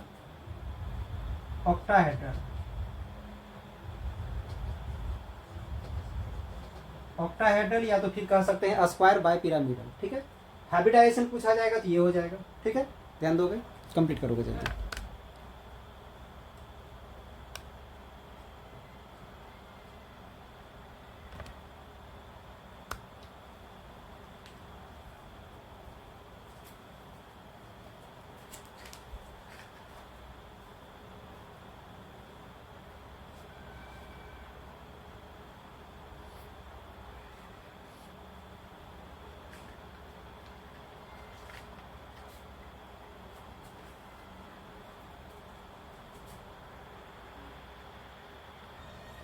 नेक्स्ट क्वेश्चन है क्वेश्चन नंबर 20। सेम क्वेश्चन है, which of the following is planar, which of the following is planar. तो ध्यान दोगे, इसमें ए में दिया हुआ है CO2। ठीक है, तो इसका तो स्ट्रक्चर जो है सो लीनियर हो जाएगा, ये जो है सो लीनियर है। बी में ध्यान दोगे, बी में CH4। ठीक है, इसका सेम उसी प्रकार से हाइब्रिडाइजेशन के आधार पर अगर इसका हम लोग स्ट्रक्चर ड्रॉ करते हैं, ध्यान दोगे H equal to 1/2 G plus भी माइनस सी प्लस ए। ठीक है, तो ध्यान दो यहाँ पर G का क्या है, G मतलब क्या, सेंट्रल एटम का वैलेंस इलेक्ट्रॉन। तो कार्बन है सेंट्रल एटम, कार्बन का कितना हो जाएगा, तो 4 हो जाएगा। और मोनोवैलेंट यहाँ पर 4 है, तो कितना आ जाएगा 8/2 यानी 4 आ जाएगा। 4 आ जाएगा यानी इसमें हाइब्रिडाइजेशन क्या हो जाएगा, तो sp3 हो जाएगा। अब इस प्रकार से अगर नहीं चेक करना है आपको तो आप ऐसे भी चेक कर सकते हो। ध्यान दोगे कार्बन में इसका स्ट्रक्चर इस प्रकार से है। तो अभी थोड़ा देर पहले आप लोगों को बताए थे कार्बन का स्ट्रक्चर अगर इस प्रकार का होगा, चारों तरफ से अगर बॉन्ड बनाएगा तो sp3 होगा। अगर sp3 है तो इसका स्ट्रक्चर क्या हो जाएगा, टेट्राहेड्रल हो जाएगा। क्या हो जाएगा इसका, टेट्राहेड्रल। ऐसा एक्चुअली में इसका स्ट्रक्चर ऐसा होता है, ये एक्चुअल स्ट्रक्चर है इसका, ये। ठीक है, अब इसके बाद है NH3। ठीक है, C में ध्यान दोगे NH3 है। NH3 में सेम उसी प्रकार से H का वैल्यू फाइंड करोगे, सेम यहाँ से ध्यान दोगे। ठीक है, G मतलब सेंट्रल एटम का वैलेंस इलेक्ट्रॉन। तो यहाँ पर नाइट्रोजन है सेंट्रल एटम, नाइट्रोजन का वैलेंस इलेक्ट्रॉन होता है 5 हो गया। प्लस हाइड्रोजन कितना है 3, जो मोनोवैलेंट है तो 3 आ जाएगा। इसको भी सॉल्व करेंगे तो 4 आएगा। इसमें हाइब्रिडाइजेशन क्या आ जाएगा, तो sp3 आ जाएगा। तो इसका भी तो टेट्राहेड्रल होना चाहिए, और टेट्राहेड्रल के लिए 4 बॉन्ड चाहिए, बट 4 बॉन्ड तो इसके पास है नहीं, 3 ही हाइड्रोजन है, यानी इसमें एक लॉन पेयर आ जाएगा। एक हाइड्रोजन इधर जाएगा, एक हाइड्रोजन इधर चला जाएगा, एक हाइड्रोजन इधर चला जाएगा, इसका एक लॉन पेयर आ जाएगा। स्ट्रक्चर का बात किया जाए तो टेट्राहेड्रल होगा, बट अगर इसका शेप का अगर बात किया जाता है तो इसका यूज नहीं होगा, तो ये पिरामिड की तरह है। ठीक है, तो ट्राइगोनल पिरामिड। ठीक है, क्या होगा,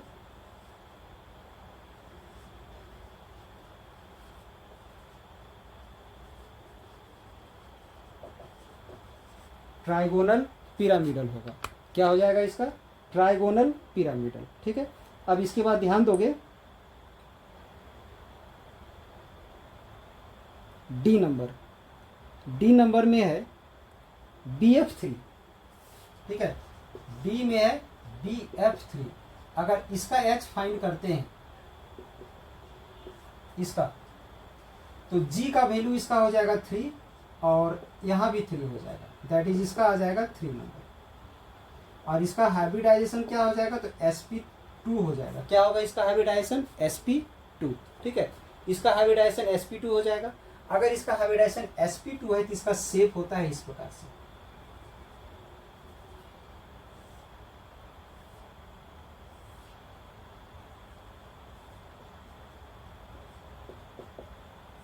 ऐसा शेप होता है जो कि प्लेनर है।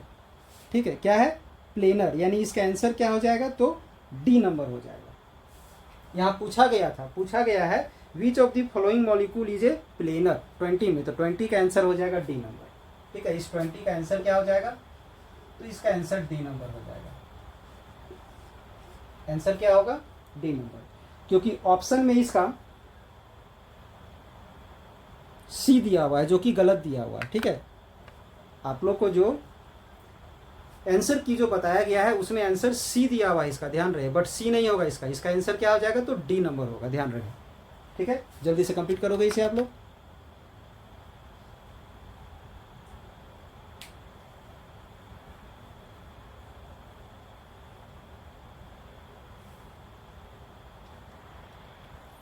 क्वेश्चन नंबर 21 में ध्यान दोगे, what is the molarity of A solution containing 5 gram of NaOH in 250 millilitre of solution. तो ध्यान दोगे, पहला चीज 5 ग्राम ऑफ NaOH, NaOH का 5 ग्राम है।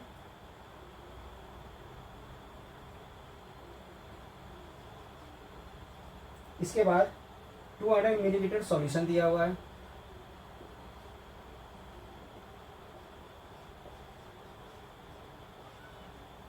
फाइव ग्राम ऑफ NaOH, इसके बाद 250 मिलीलीटर सॉल्यूशन दिया हुआ है। इसका निकालना है मोलरिटी। ठीक है, तो सबसे पहला चीज ध्यान दोगे, मोलरिटी का फॉर्मूला क्या होता है वो भी एक बार थोड़ा सा ध्यान दोगे। मोलरिटी का फॉर्मूला होता है number of gram moles of solute, number of gram moles of the solute divided by volume of solution in liter। ये आ गया number of gram moles of solute divided by volume of solution in litre. तो यानी अगर किसी भी solution का अगर हमें मोलरिटी निकालना है तो उसके लिए हमें दो चीज़ चाहिए। पहला number of gram moles of solute चाहिए, पहला चीज़, ठीक है। दूसरा हमें क्या चाहिए, तो दूसरा चाहिए volume of solution in litre. तो वॉल्यूम ऑफ सॉल्यूशन तो खैर दिया हुआ है बट लीटर में नहीं दिया हुआ है, ध्यान रखिए। सबसे पहले यहाँ से इसका आंसर हम यहाँ से स्टार्ट करते हैं, ठीक है। तो सोडियम का मास दिया हुआ है, हम उसका मोलर मास निकाल लेते हैं। मोलर मास यानी molecular mass, molar mass of NaOH, ठीक है। तो सोडियम का 23 होता है एटॉमिक मास, ऑक्सीजन का 16 होता है और हाइड्रोजन का 1 होता है। अब इसे ऐड कर दोगे तो उसका मॉलिकुलर मास आ जाएगा, तो आ जाएगा इसका 40 ग्राम पर मोल, ठीक है, 40 ग्राम पर मोल। अब हमें फाइंड करते हैं number of moles. Number of moles या नंबर ऑफ ग्राम मोल्स एक ही चीज़ है। ऑफ NaOH, यहाँ जो NaOH है वो सॉल्यूट का काम कर रहा है, ध्यान रहे। तो क्या हो जाएगा, मास इन ग्राम बाय मोलर मास।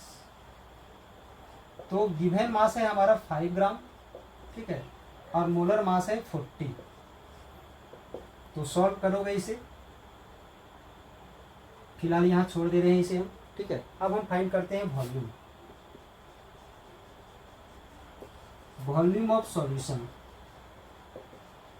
तो वॉल्यूम ऑफ सॉल्यूशन है 250 मिलीलीटर। मिलीलीटर को लीटर में कन्वर्ट कर देते हैं तो 1000 से डिवाइड करना पड़ेगा, तो आ जाएगा 25/100 लीटर, ये आ गया, ठीक है। अब इन दोनों वैल्यू को हम लोग क्या करेंगे, तो यहाँ पर पुट कर देंगे। Number of gram moles of the solute क्या आया है, 5/40,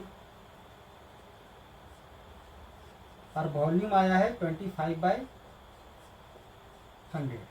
इसे लिख सकते हैं 5/40 इंटू 100/25। इससे ये कैंसिल हो गया,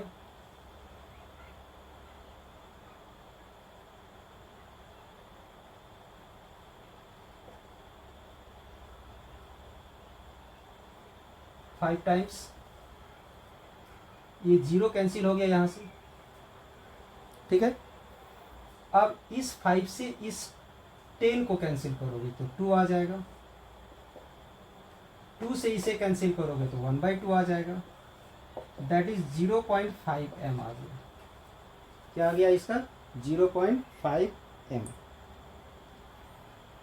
यानी C नंबर इसका आंसर हो जाएगा।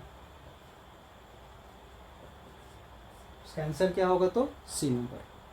कंप्लीट करोगे इसे, यानी सीधे से याद रखना है किसी भी सब्सटेंस या सॉल्यूशन का अगर हमें मोलरिटी निकालना है, सबसे पहले ये फॉर्मूला याद रखना है। इसमें दो चीज़ का यूज हो रहा है, नंबर ऑफ ग्राम मोल्स और mass volume of the solution in litre. तो नंबर ऑफ ग्राम मोल्स का फॉर्मूला होता है given mass by molar mass. तो गिवन मास मेरा 5 ग्राम था और इसका हम लोग मोलर मास फाइंड कर लिए 40, डिवाइड करके सॉल्व कर दिए। वॉल्यूम दिया हुआ था 250 मिलीलीटर, इसे लीटर में कन्वर्ट करने के लिए 1000 से डिवाइड करके ये ले लिए, दोनों का वैल्यू वहाँ पुट करके हम लोग इसे सॉल्व कर दिए। क्वेश्चन नंबर 22 में ध्यान दोगे। क्वेश्चन नंबर 22 में है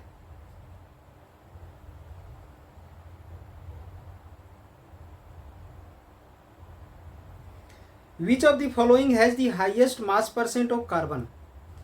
इसमें 4 ऑप्शन जो दिया हुआ है, चारों में से किसमें मास परसेंट ज्यादा होगा वो निकालना है।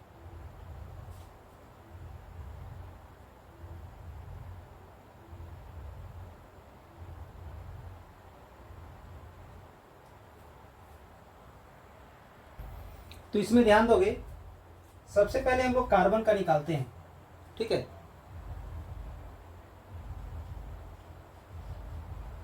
मोलर मास सभी का मोलर मास हम लोग निकालते हैं पहले, ठीक है। तो कार्बन का यहाँ मोलर मास कितना होगा, कार्बन का 12 और हाइड्रोजन का 1 होता है, तो 4 हाइड्रोजन है तो 4 हो जाएगा, तो 12 + 4 का कितना हो जाएगा 16, ठीक है, इसका 16 हो जाएगा। इसमें हो जाएगा 2 × 12, कार्बन का 2 × 12 दैट इज 24, 24 में 6 ऐड कर देंगे, 24 में 6 ऐड करेंगे तो 30 आ जाएगा, ठीक है। अब इसमें आते हैं 12 × 3 दैट इज 36, 36 में 8 ऐड करोगे तो 44 आ जाएगा, ठीक है। अब इसमें 4 × 12 दैट इज 48, और 48 में फिर 10 ऐड करेंगे तो 48 में कितना हो जाएगा 58, ये आ गया सभी का मोलर मास, ठीक है। अब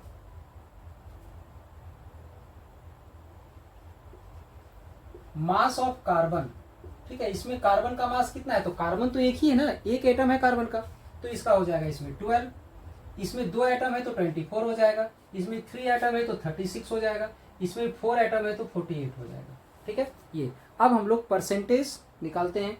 तो इसमें पूछा क्या गया था, मास परसेंट ऑफ कार्बन,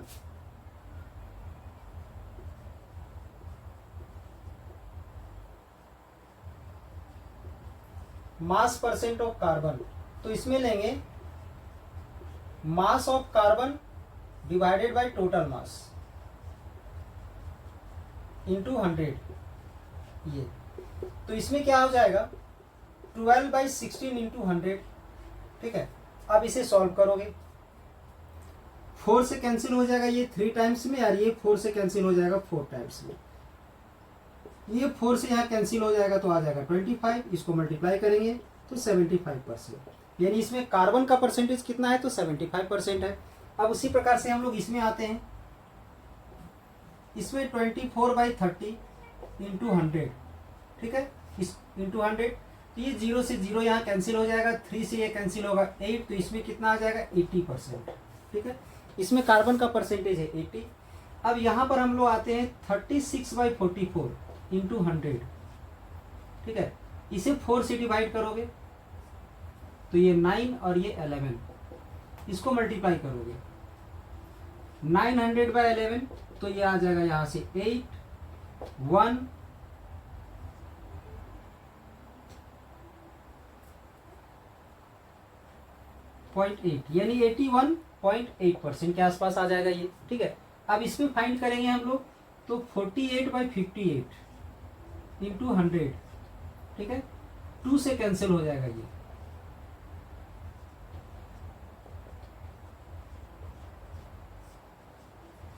अब इसे हम लोग डिवाइड करेंगे,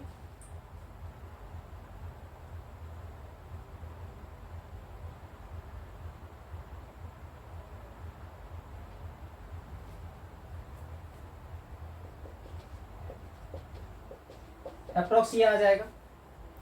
तो इसमें पूछा क्या गया था, क्वेश्चन में ध्यान दोगे, क्वेश्चन में पूछा गया है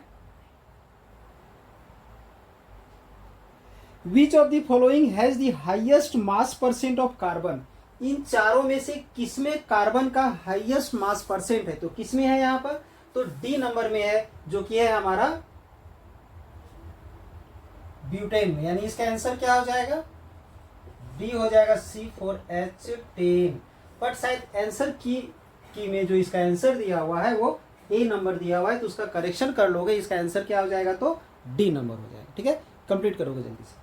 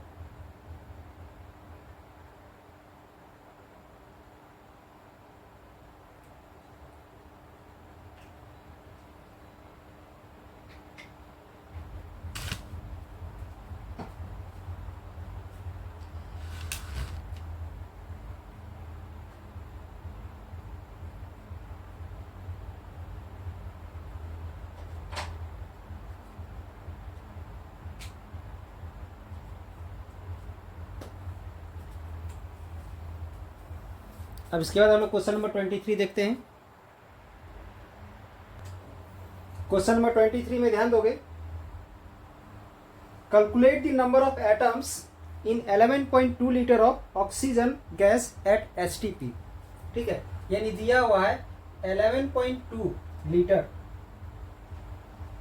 ऑफ O2 एट STP, यानी ऑक्सीजन का 11.2 लीटर दिया हुआ है STP पर, तो इसमें नंबर ऑफ एटम्स हमें फाइंड करना है। तो ध्यान दोगे,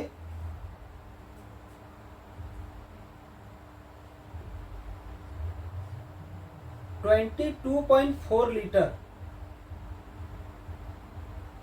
ऑफ O2 एट STP, और सिर्फ STP ही नहीं, कोई भी गैस ले लिया जाए, ठीक है, उसका 22.4 लीटर 1 मोल का होता है, यानी इसमें 1 मोल हो जाएगा।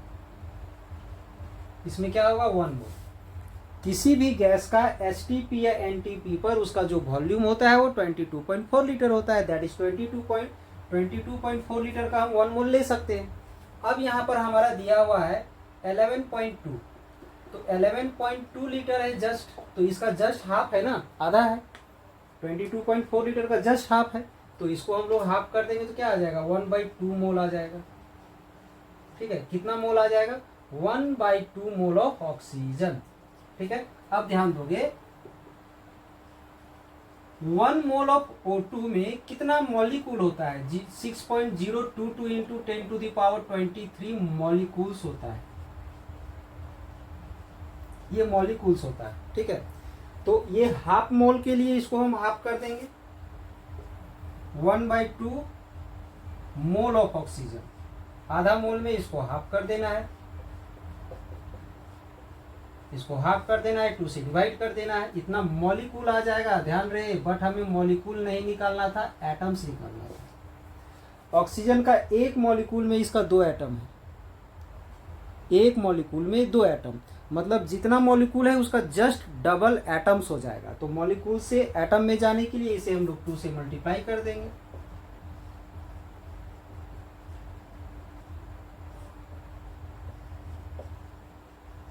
ये 2 से 2 कैंसिल हो गया,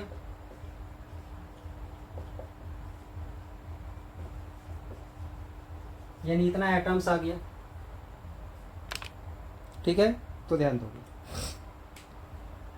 यानी इसका आंसर हो जाएगा 23 का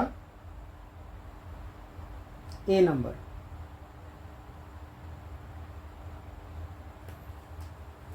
आंसर इसका क्या होगा? तो A नंबर हो जाएगा। बट आप आंसर की अगर देखे होगे तो उसका आंसर की में बताया गया है C नंबर, जो कि रॉन्ग है। ठीक है, यानी इसका आंसर क्या हो जाएगा? तो A नंबर हो जाएगा। कंप्लीट करोगे इसे जल्दी से।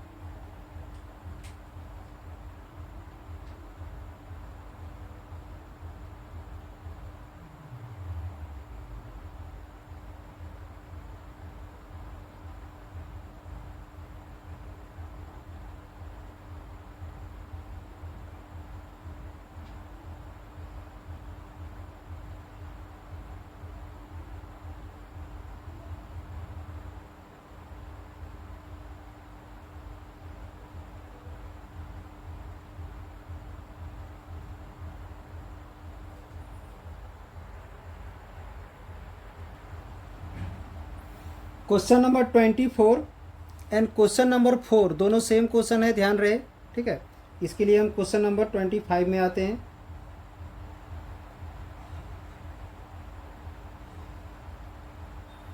क्वेश्चन है 25 में, ध्यान दोगे, which quantum number determines the shape of an orbital. एक ऑर्बिटल का जो शेप है कौन सा क्वांटम नंबर डिटरमाइन करता है? अगर पढ़े हो आप लोग तो पता होगा, एज्यूमिथल क्वांटम नंबर। एज्यूमिथल क्वांटम नंबर जो है सो shape of the orbital determine करता है, दैट इज 25 का आंसर क्या होगा? तो B नंबर हो जाएगा। ठीक है, 25 का आंसर B नंबर हो जाएगा।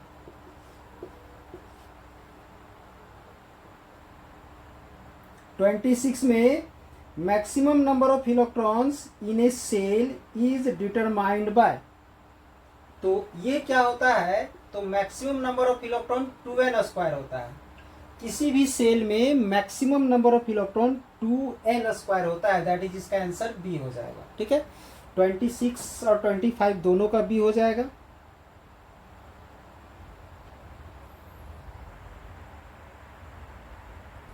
क्वेश्चन नंबर 27 में ध्यान दोगे, what is the de Broglie wavelength, what is the de Broglie wavelength of an electron, जिस इलेक्ट्रॉन का मास दिया हुआ है 9.1 into 10⁻31 kg, moving with a velocity of 10⁻7 metre पर सेकेंड, और उसमें से प्लैंक्स कांस्टेंट h का वैल्यू दिया हुआ है 6.63 इंटू 10⁻34 जूल सेकेंड।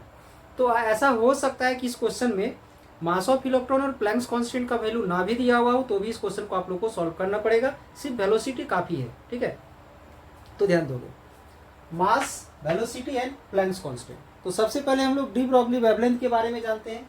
तो डी ब्रॉगली वेवलेंथ जो होता है वो होता है h/mv, ये होता है।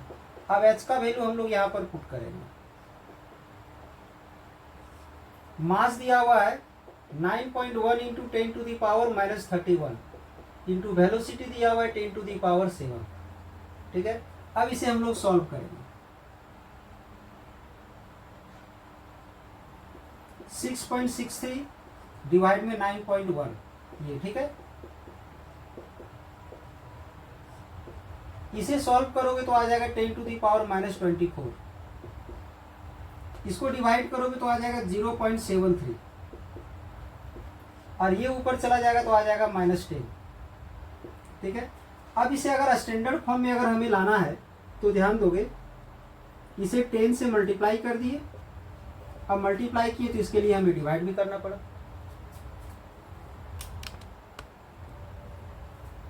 अब ये जो 10 यहाँ मल्टीप्लाई किया गया है, जिसके चलते ये 7.3 हो जाएगा। ठीक है, और ये जो 10⁻1 है ऊपर चला जाएगा तो 10⁻11 हो जाएगा, और ये आ गया इसका वेवलेंथ। अब ध्यान देंगे यहाँ पर इसका ऑप्शन कौन सा है, इसका ऑप्शन तो हमारा ए आ चुका है, ए आ गया इसका ऑप्शन 7.3 इंटू 10⁻11 मीटर। बट फिर वही समस्या आ गया है कि आंसर की में इसका आंसर बी दिया हुआ था, आंसर की में जो इसका आंसर है वो बी दिया हुआ था, इससे थोड़ा सा सावधान रहोगे आप लोग। ठीक है, यानी इसका आंसर क्या होगा, तो ए नंबर होगा 27 का 7.3। जल्दी से कंप्लीट करोगे इसे।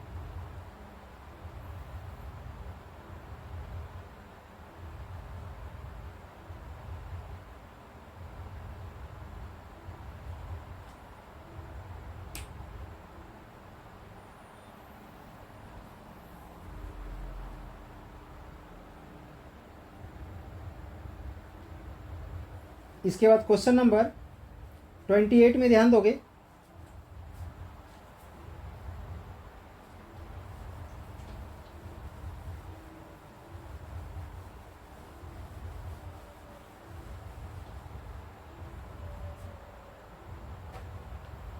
क्वेश्चन नंबर 28 क्या ध्यान दोगे, the element with atomic number 34, यानी एक एलिमेंट है जिसका एटॉमिक नंबर क्या है, तो 34 है। ठीक है, अब इसमें पूछा गया है belongs to which block of the periodic table, ये कौन सा ब्लॉक में बिलोंग्स कर रहा है, S block, P block, D block, F block.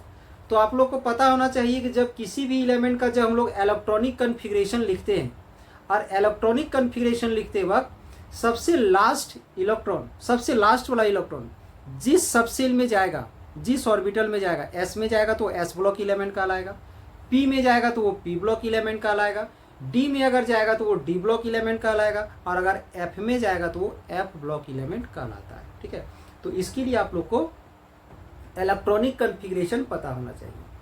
तो अगर आप लोग इलेक्ट्रॉनिक कन्फिग्रेशन नहीं पढ़े हो तो हमारे लेक्चर में, हमारे चैनल में आपको एक लेक्चर मिलेगा, Aufbau principle by RP online classes आप सर्च करोगे, वहाँ से आपको ये प्राप्त हो जाएगा। ठीक है, Aufbau principle by RP online classes. ठीक है, उसको डिटेल पूर्वक आप देखोगे तो क्लियर हो जाएगा। अब देखते हैं, सबसे पहले हम लोग जिसका एटॉमिक नंबर 34 है उसका इलेक्ट्रॉनिक कन्फिग्रेशन अगर हम लोग लिखते हैं तो क्या आ जाएगा, 1s2, 2s2, 2p6, 3s2, 3p6, 3d आता है, बट इससे पहले इलेक्ट्रॉन 4s में जाना है। ठीक है, पहले 4s में इलेक्ट्रॉन, अब बच जाता है तो उसके बाद यहाँ पर आ जाता है हमारा 10। अगर यहाँ तक इलेक्ट्रॉन हम भर दे रहे हैं तो ध्यान दोगे इलेक्ट्रॉन कहाँ पर है, यहाँ पर इलेक्ट्रॉन, ये 2 इलेक्ट्रॉन को शो कर रहा है, यहाँ पर 2 इलेक्ट्रॉन, यहाँ 6 इलेक्ट्रॉन, यहाँ पर 2 इलेक्ट्रॉन, यहाँ पर 6 इलेक्ट्रॉन, यहाँ पर 10 इलेक्ट्रॉन, यहाँ पर 2 इलेक्ट्रॉन। तो इसमें इलेक्ट्रॉन यानी एटॉमिक नंबर कितना दिया हुआ था, 34 दिया हुआ था। 34 को फुलफिल करना है तो कितना हो गया, यहाँ पर 2 आ गया और यहाँ पर 2 और यहाँ 6, तो यहाँ से लेकर के हमें यहाँ तक 10 हो गया, ठीक है। फिर यहाँ पर कितना आ गया, 18 हो गया, 18 28 हो गया और ये 30 हो गया, यहाँ तक 30 हो गया। 4s के बाद 4p में जाएंगे तो आ जाएगा 4 इलेक्ट्रॉन, यहाँ पर 34 हमारा कंप्लीट हो जाता है। तो ध्यान दोगे लास्ट इलेक्ट्रॉन किस में गया, तो p में गया है। कहाँ गया है लास्ट इलेक्ट्रॉन, तो p में गया है। तो इसके अनुसार इसको p ब्लॉक एलिमेंट होना चाहिए, ठीक है। यानी इसका आंसर हो जाएगा बी नंबर, इसका आंसर बी हो जाएगा p ब्लॉक। ये p ब्लॉक एलिमेंट है क्योंकि इसका लास्ट इलेक्ट्रॉन जो है सो p में आ रहा है। अब इसके बाद 29 में ध्यान दोगे, नेक्स्ट क्वेश्चन है क्वेश्चन नंबर 29 में, विच of the following has the highest electron affinity. Electron affinity का मतलब होता है बॉन्डेड इलेक्ट्रॉन को अपनी ओर अट्रैक्ट करने की टेंडेंसी। यानी फ्लोरीन, क्लोरीन, ऑक्सीजन और सल्फर में से इलेक्ट्रॉन एफिनिटी किस में ज़्यादा है, तो क्लोरीन हो जाएगा क्योंकि क्लोरीन में बॉन्डेड इलेक्ट्रॉन को अपनी ओर अट्रैक्ट करने की टेंडेंसी सबसे ज़्यादा होता है। यानी इसका आंसर क्या हो जाएगा, तो क्लोरीन हो जाएगा। 29 का आंसर क्या होगा, तो बी नंबर हो जाएगा, ठीक है। 30 में ध्यान दोगे, the ionisation enthalpy of nitrogen is greater than that of the oxygen because. पूछा गया है कि नाइट्रोजन का जो आयोनाइजेशन एंथैल्पी है वो ऑक्सीजन से ज़्यादा क्यों होता है। अब इसका 4 ऑप्शन में ध्यान दोगे, 4 ऑप्शन क्या है। पहला ऑप्शन है कि nitrogen is smaller in size, ठीक है। दूसरा में है nitrogen has half field P orbital.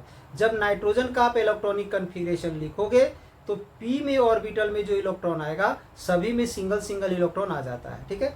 इसके बाद सी में है nitrogen has more electron. D में है oxygen has less nuclear charge. तो इसका आंसर हो जाएगा बी नंबर, क्योंकि जब नाइट्रोजन का इलेक्ट्रॉनिक कन्फिग्रेशन आप लिखोगे ना तो लास्ट में पी ऑर्बिटल में 3 इलेक्ट्रॉन आता है। यानी ऑर्बिटल वाइज इसका कन्फिग्रेशन लिखोगे तो सभी में 3-3 इलेक्ट्रॉन आ जाता है। जैसे नाइट्रोजन का होता है 7, ठीक है, 1s2, 2s2 और 2p3। ये ऑर्बिटल वाइज इसका कन्फिग्रेशन अगर लिखोगे आप तो 3 ऑर्बिटल होता है p में और 3 इलेक्ट्रॉन है तो सभी में सिंगल सिंगल इलेक्ट्रॉन आ जाता है, जिसके चलते इसका जो आयोनाइजेशन एंथैल्पी जो होता है वो ऑक्सीजन से ज़्यादा होता है, ठीक है। यानी इसका आंसर क्या हो जाएगा 30 का, तो बी नंबर हो जाएगा, ठीक है। इसका आंसर हो जाएगा बी नंबर। 31 में ध्यान दोगे, विच of the following is an alkaline earth metal, ठीक है। अल्कलाइन अर्थ मेटल इसमें से कौन है, सोडियम, मैग्नीशियम, एल्यूमिनियम और पोटासियम। यानी पीरियोडिक टेबल जो है उस पीरियोडिक टेबल, ध्यान दोगे थोड़ा सा, पीरियोडिक टेबल ये दोनों एस ब्लॉक एलिमेंट होता है। फर्स्ट एंड सेकेंड जो है सो एस ब्लॉक एलिमेंट होता है। इसे हम लोग अल्कली मेटल बोलते हैं और इसे हम लोग अल्कलाइन अर्थ मेटल बोलते हैं, ठीक है। तो सेकेंड ग्रुप को अल्कलाइन अर्थ मेटल बोला गया है, जिसमें से पूछा गया है कि इसमें से अल्कलाइन अर्थ मेटल कौन है, सोडियम है, नो, सोडियम तो मेरा फर्स्ट में आता है तो वो अल्कली मेटल है वो, ठीक है। दूसरा में बोला गया है मैग्नीशियम, यस मैग्नीशियम आता है यहाँ पर, तो मैग्नीशियम मेरा अल्कलाइन अर्थ मेटल हो गया, ठीक है। उसके बाद दिया गया है एल्यूमिनियम, तो एल्यूमिनियम तो मेरा थर्ड में आता है तो वो तो मेरा एस ब्लॉक एलिमेंट है ही नहीं। उसके बाद पोटासियम भी हमारा ये सेकंड में नहीं आता है, तो कौन आता है यहाँ पर, तो यहाँ पर मेरा मैग्नीशियम आता है। यानी आंसर क्या हो जाएगा, तो 31 का आंसर हो जाएगा बी नंबर मैग्नीशियम, Mg, ठीक है। इसका भी आंसर क्या हो जाएगा, तो Mg हो जाएगा। अब 32 में ध्यान दोगे,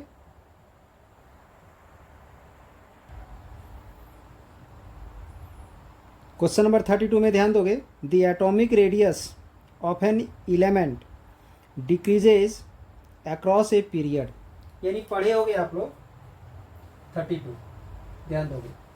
पीरियोडिक टेबल में जब किसी भी ग्रुप में टॉप से बॉटम की ओर अगर हम लोग आते हैं तो रेडियस जो है सो इंक्रीज करता है, ठीक है। रेडियस क्या होता है, ध्यान रखोगे इसको, रेडियस इंक्रीजेज, रेडियस जो है सो इंक्रीज करता है, ठीक है। ये किसी ग्रुप में टॉप टू बॉटम। अब किसी पीरियड में लेफ्ट टू राइट अगर हम जाएंगे तो रेडियस जो है सो डिक्रीज करता है, ये हमेशा याद रखोगे, रेडियस डिक्रीजेस। और जैसे जैसे रेडियस हमारा डिक्रीज करते चले जाता है ना, तो न्यूक्लियर चार्ज जो है, न्यूक्लियर चार्ज जो है सो इंक्रीज करता है। यहाँ पर ध्यान रखोगे, न्यूक्लियर चार्ज इंक्रीजेज।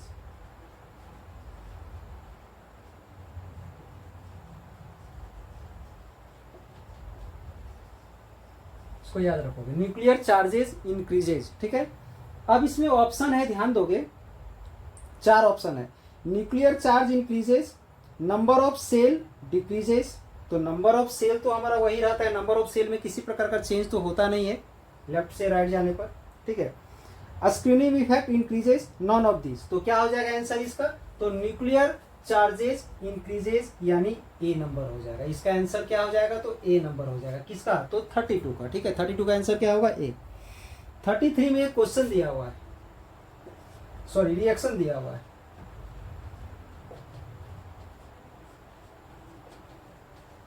ये ध्यान दोगे यहाँ पर। अब इसमें बताना है विच सब्सटेंस इज ऑक्सीडाइज्ड, यानी इसमें ऑक्सीडेशन किसका होता है। तो अगर आप ऑक्सीडेशन और रिडक्शन का इलेक्ट्रॉनिक कंसेप्ट आप पढ़े हो तो पता होगा, oxidation is a chemical process in which loss of electron, loss of electron को हम लोग ऑक्सीडेशन कहते हैं और गेन ऑफ इलेक्ट्रॉन को हम लोग रिडक्शन कहते हैं। तो इसमें लॉस ऑफ इलेक्ट्रॉन होता है, कैसे होता है, सो ध्यान दोगे। सोडियम के पास 1 इलेक्ट्रॉन होता है, प्लस क्लोरीन के पास 7 इलेक्ट्रॉन होता है, ये अपना 1 इलेक्ट्रॉन इसको लॉस कर देता है, तो यहाँ Na प्लस हो जाता है और यहाँ Cl माइनस हो जाता है और NaCl यहाँ बनता है लास्ट में, ठीक है। तो लॉस ऑफ इलेक्ट्रॉन किस में हो रहा है, सोडियम में, तो सोडियम का ऑक्सीडेशन हो रहा है, तो इसमें किसका ऑक्सीडाइज्ड हो गया। क्वेश्चन पूछा गया है विच सब्सटेंस इज ऑक्सीडाइज्ड, यानी यहाँ पर जो है सो सोडियम जो है सो ऑक्सीडाइज्ड हो रहा है, यानी आंसर क्या हो जाएगा, तो ए नंबर हो जाएगा सोडियम, ठीक है। क्या हो जाएगा, ए हो जाएगा सोडियम। 34 में ध्यान दोगे, the oxidation state of the chromium in K2Cr2O7, 34 में K2Cr2O7 में क्रोमियम का ऑक्सीडेशन नंबर निकालना है। तो सबसे पहला चीज, यहाँ पोटासियम का ऑक्सीडेशन नंबर +1 होता है और पोटासियम 2 टाइम्स है, दैट इज 2 × +1, प्लस क्रोमियम का ऑक्सीडेशन नंबर हमें फाइंड करना है, तो इसे हम लोग x लेट कर लेंगे, 2 क्रोमियम है तो आ जाएगा 2x, प्लस ऑक्सीजन का -2 होगा, 7 ऑक्सीजन है तो 7 × -2 हो जाएगा, इक्वल टू में 0, यहाँ से आ जाएगा 2 + 2x - 14 = 0। अब इन दोनों को सॉल्व करेंगे तो क्या आ जाएगा, 2x - 12 = 0, -12 को उधर ले जाएंगे, अब 2 को यहाँ डिवाइड करेंगे तो कितना आ जाएगा, +6, ठीक है। यानी इसमें क्रोमियम का ऑक्सीडेशन नंबर जो है सो वो +6 आ गया, यानी इसका आंसर हो जाएगा 34 का, सॉरी 34 का। 34 का आंसर क्या हो जाएगा, तो 34 का आंसर हो जाएगा बी नंबर, ठीक है। इसका आंसर होगा बी नंबर। कितना आया, तो +6, कंप्लीट करोगे इसे।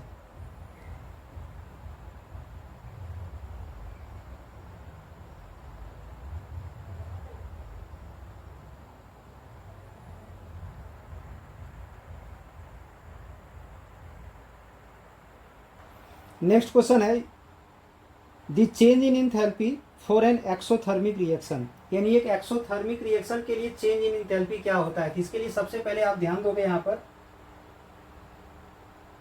35 क्वेश्चन के लिए, 35 नंबर क्वेश्चन के लिए, एक्सोथर्मिक रिएक्शन में डेल्टा एच का वैल्यू नेगेटिव होता है, that is delta H is less than 0, और इंडोथर्मिक के लिए डेल्टा एच का वैल्यू पॉजिटिव होता है, दैट इज ग्रेटर देन 0। तो इसमें बोला गया है change in enthalpy for an exothermic reaction, exothermic reaction के लिए क्या होगा, पॉजिटिव होगा, नेगेटिव होगा, 0 होगा या इन्फिनाइट होगा। तो एक्सोथर्मिक रिएक्शन में क्या आ रहा है, तो नेगेटिव आ रहा है, यानी इसका आंसर हो जाएगा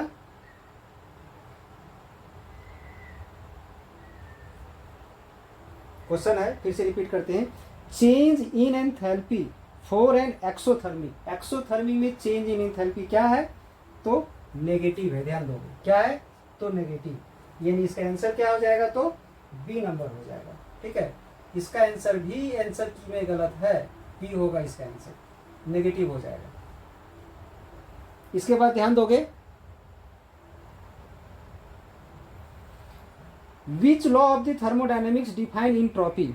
तो अगर आप फर्स्ट लॉ ऑफ थर्मोडायनेमिक्स पढ़े हो, सेकंड लॉ ऑफ थर्मोडायनेमिक्स पढ़े हो, थर्ड लॉ ऑफ थर्मोडायनेमिक्स पढ़े हो तो ठीक है, और अगर नहीं पढ़े हो तो हम हमारे चैनल में आपको मिल जाएगा, सर्च करोगे पहले first law of thermodynamics bye RP online classes, second law of thermodynamics bye RP online classes and third law of thermodynamics of bye RP online classes. उसको पहले स्टडी करोगे, उसके बाद देखोगे तो क्वेश्चन क्लियर हो जाएगा।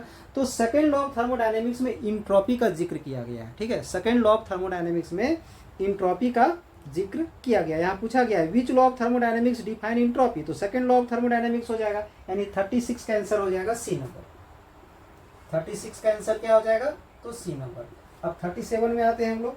37 में ध्यान दोगे, equilibrium constant of A reaction is 10, यानी एक इक्विलिब्रियम कांस्टेंट दिया हुआ है 10। ठीक है, अब बोल रहा है what will happen if the concentration of the product is increased. Suppose कि यहाँ पर एक रिएक्शन है हमारा, वो इक्विलिब्रियम में है। ठीक है, अब इस प्रोडक्ट का कंसंट्रेशन बढ़ाना है, तो एक चीज हमेशा याद रखोगे, रिएक्शन इक्विलिब्रियम में कब होता है? जब इसका कंसंट्रेशन और इसका कंसंट्रेशन लगभग सेम हो जाता है, या तो rate of reaction forward reaction और रेट ऑफ बैकवर्ड रिएक्शन दोनों सेम हो जाता है। अब अगर हम लोग इसका कंसंट्रेशन अगर बढ़ाएंगे तो वो फॉरवर्ड डायरेक्शन में जाएगा, फॉरवर्ड डायरेक्शन को फेवर करेगा, क्योंकि ये जल्दी जल्दी खपत होगा तब जाके वो बनेगा ना, तब इक्विलिब्रियम प्राप्त होगा। अब अगर इधर का अमाउंट अगर हम लोग बढ़ाते हैं तो रिएक्शन बैकवर्ड में आएगा, यानी ये प्रोडक्ट जल्दी जल्दी रिएक्टेंट में कन्वर्ट होगा। तो ध्यान रहे, रिएक्टेंट का कंसंट्रेशन बढ़ाने से वो फॉरवर्ड में मूव करेगा और प्रोडक्ट का कंसंट्रेशन बढ़ाने से वो बैकवर्ड में जाएगा। यानी कौन सा रिएक्शन को फेवर करेगा? अब यहाँ पर क्या दिया हुआ है देखोगे, what will happen if the concentration of product is increase. अगर इसका कंसंट्रेशन इंक्रीज किया जाए तो वो बैकवर्ड में जाएगा, यानी बैकवर्ड रिएक्शन को फेवर करेगा। बैकवर्ड रिएक्शन इज फेवर्ड, यानी इसका आंसर हो जाएगा बी नंबर। इसका आंसर क्या हो जाएगा? तो 37 का बी नंबर हो जाएगा। अब 38 में ध्यान दोगे, pH value of neutral solution. Neutral solution का पीएच बोला गया है। अगर एसिडिक रहता है तो लेस देन 7 होता है, और बेसिक रहता है तो ग्रेटर देन 7 होता है, बट यहाँ पर न्यूट्रल सॉल्यूशन बोला गया है। न्यूट्रल सॉल्यूशन का पीएच वैल्यू 7 होता है, यानी इसका भी आंसर बी हो जाएगा। इसका आंसर भी बी होगा। ठीक है, ध्यान रखिए। 39 नंबर में है which of the following is a Lewis base. Which of the following is a Lewis base. इसमें 4 ऑप्शन दिया गया है, पहले ऑप्शन में ध्यान दो। BF3 दिया हुआ है, बी में दिया हुआ है NH3 दिया हुआ है, सी में दिया गया है आपका H+ और डी में दिया गया है एल्यूमिनियम क्लोराइड। ये तो इसमें से लुईस बेस के बारे में जिक्र करना है। तो लुईस बेस यहाँ पर कौन होगा? सो ध्यान रहे, जिसके पास लॉन पेयर ऑफ इलेक्ट्रॉन रहता है लॉस करने के लिए, लूज करने के लिए, वो हमारा लुईस बेस कहलाता है, जो कि बी में है। बी का स्ट्रक्चर अगर ड्रॉ करते हो इस प्रकार से, बी का स्ट्रक्चर, तो इसके पास एक लॉन पेयर होता है, यानी यहाँ अमोनिया के पास लॉन पेयर ऑफ इलेक्ट्रॉन है, ये एक इलेक्ट्रॉन रिलीज कर सकता है, यानी इसका आंसर क्या हो जाएगा? तो बी नंबर हो जाएगा 39 का। ठीक है, इसके बाद 34 में है the common ion effect is associated with. तो कॉमन आयन इफेक्ट किसके साथ एसोसिएटेड होता है? तो सॉल्युबिलिटी के साथ, यानी सॉल्युबिलिटी इक्विलिब्रियम के साथ, यानी इसका आंसर हो जाएगा सी नंबर। 40 का आंसर क्या होगा? तो सी नंबर हो जाएगा। ठीक है, तो ये था हमारा 11th क्लास केमिस्ट्री का एक मॉडल सेट, जो झारखंड बोर्ड के द्वारा 2025 में एग्जाम देने वाले बच्चों के लिए जारी की गई है। तो आई होप आज का ये क्लास आप लोगों को अच्छा लगा हो, तो इसके लिए एक लाइक कर दें। ठीक है, और वीडियो को ज़्यादा से ज़्यादा शेयर करें, ताकि जितने सारे आपके दोस्त हों या जिसे आप जान रहे हो कि वो साइंस लेके पढ़ रहे हैं बच्चे, 11th का एग्ज़ाम देने वाले हैं, उसे शेयर करें वीडियो, ताकि इसी तरह का और सारा लेटेस्ट वीडियो आपके लिए हम तैयार कर पाएँ। और आपको अगर लगता है ये चैनल आपके भविष्य के लिए बेहतर हो सकता है, तो चैनल को सब्सक्राइब कर लें, ताकि हमारे द्वारा जो भी लेटेस्ट वीडियो अपलोड किया जाएगा वो आपको समय पर प्राप्त हो जाए। और इसी तरह का और सारा लेटेस्ट वीडियो का अगर लाभ उठाना चाहते हैं तो आपको हमारे चैनल में प्राप्त हो जाएगा। ठीक है, चलिए इस चैनल से आप लोग को जुड़ने के लिए धन्यवाद।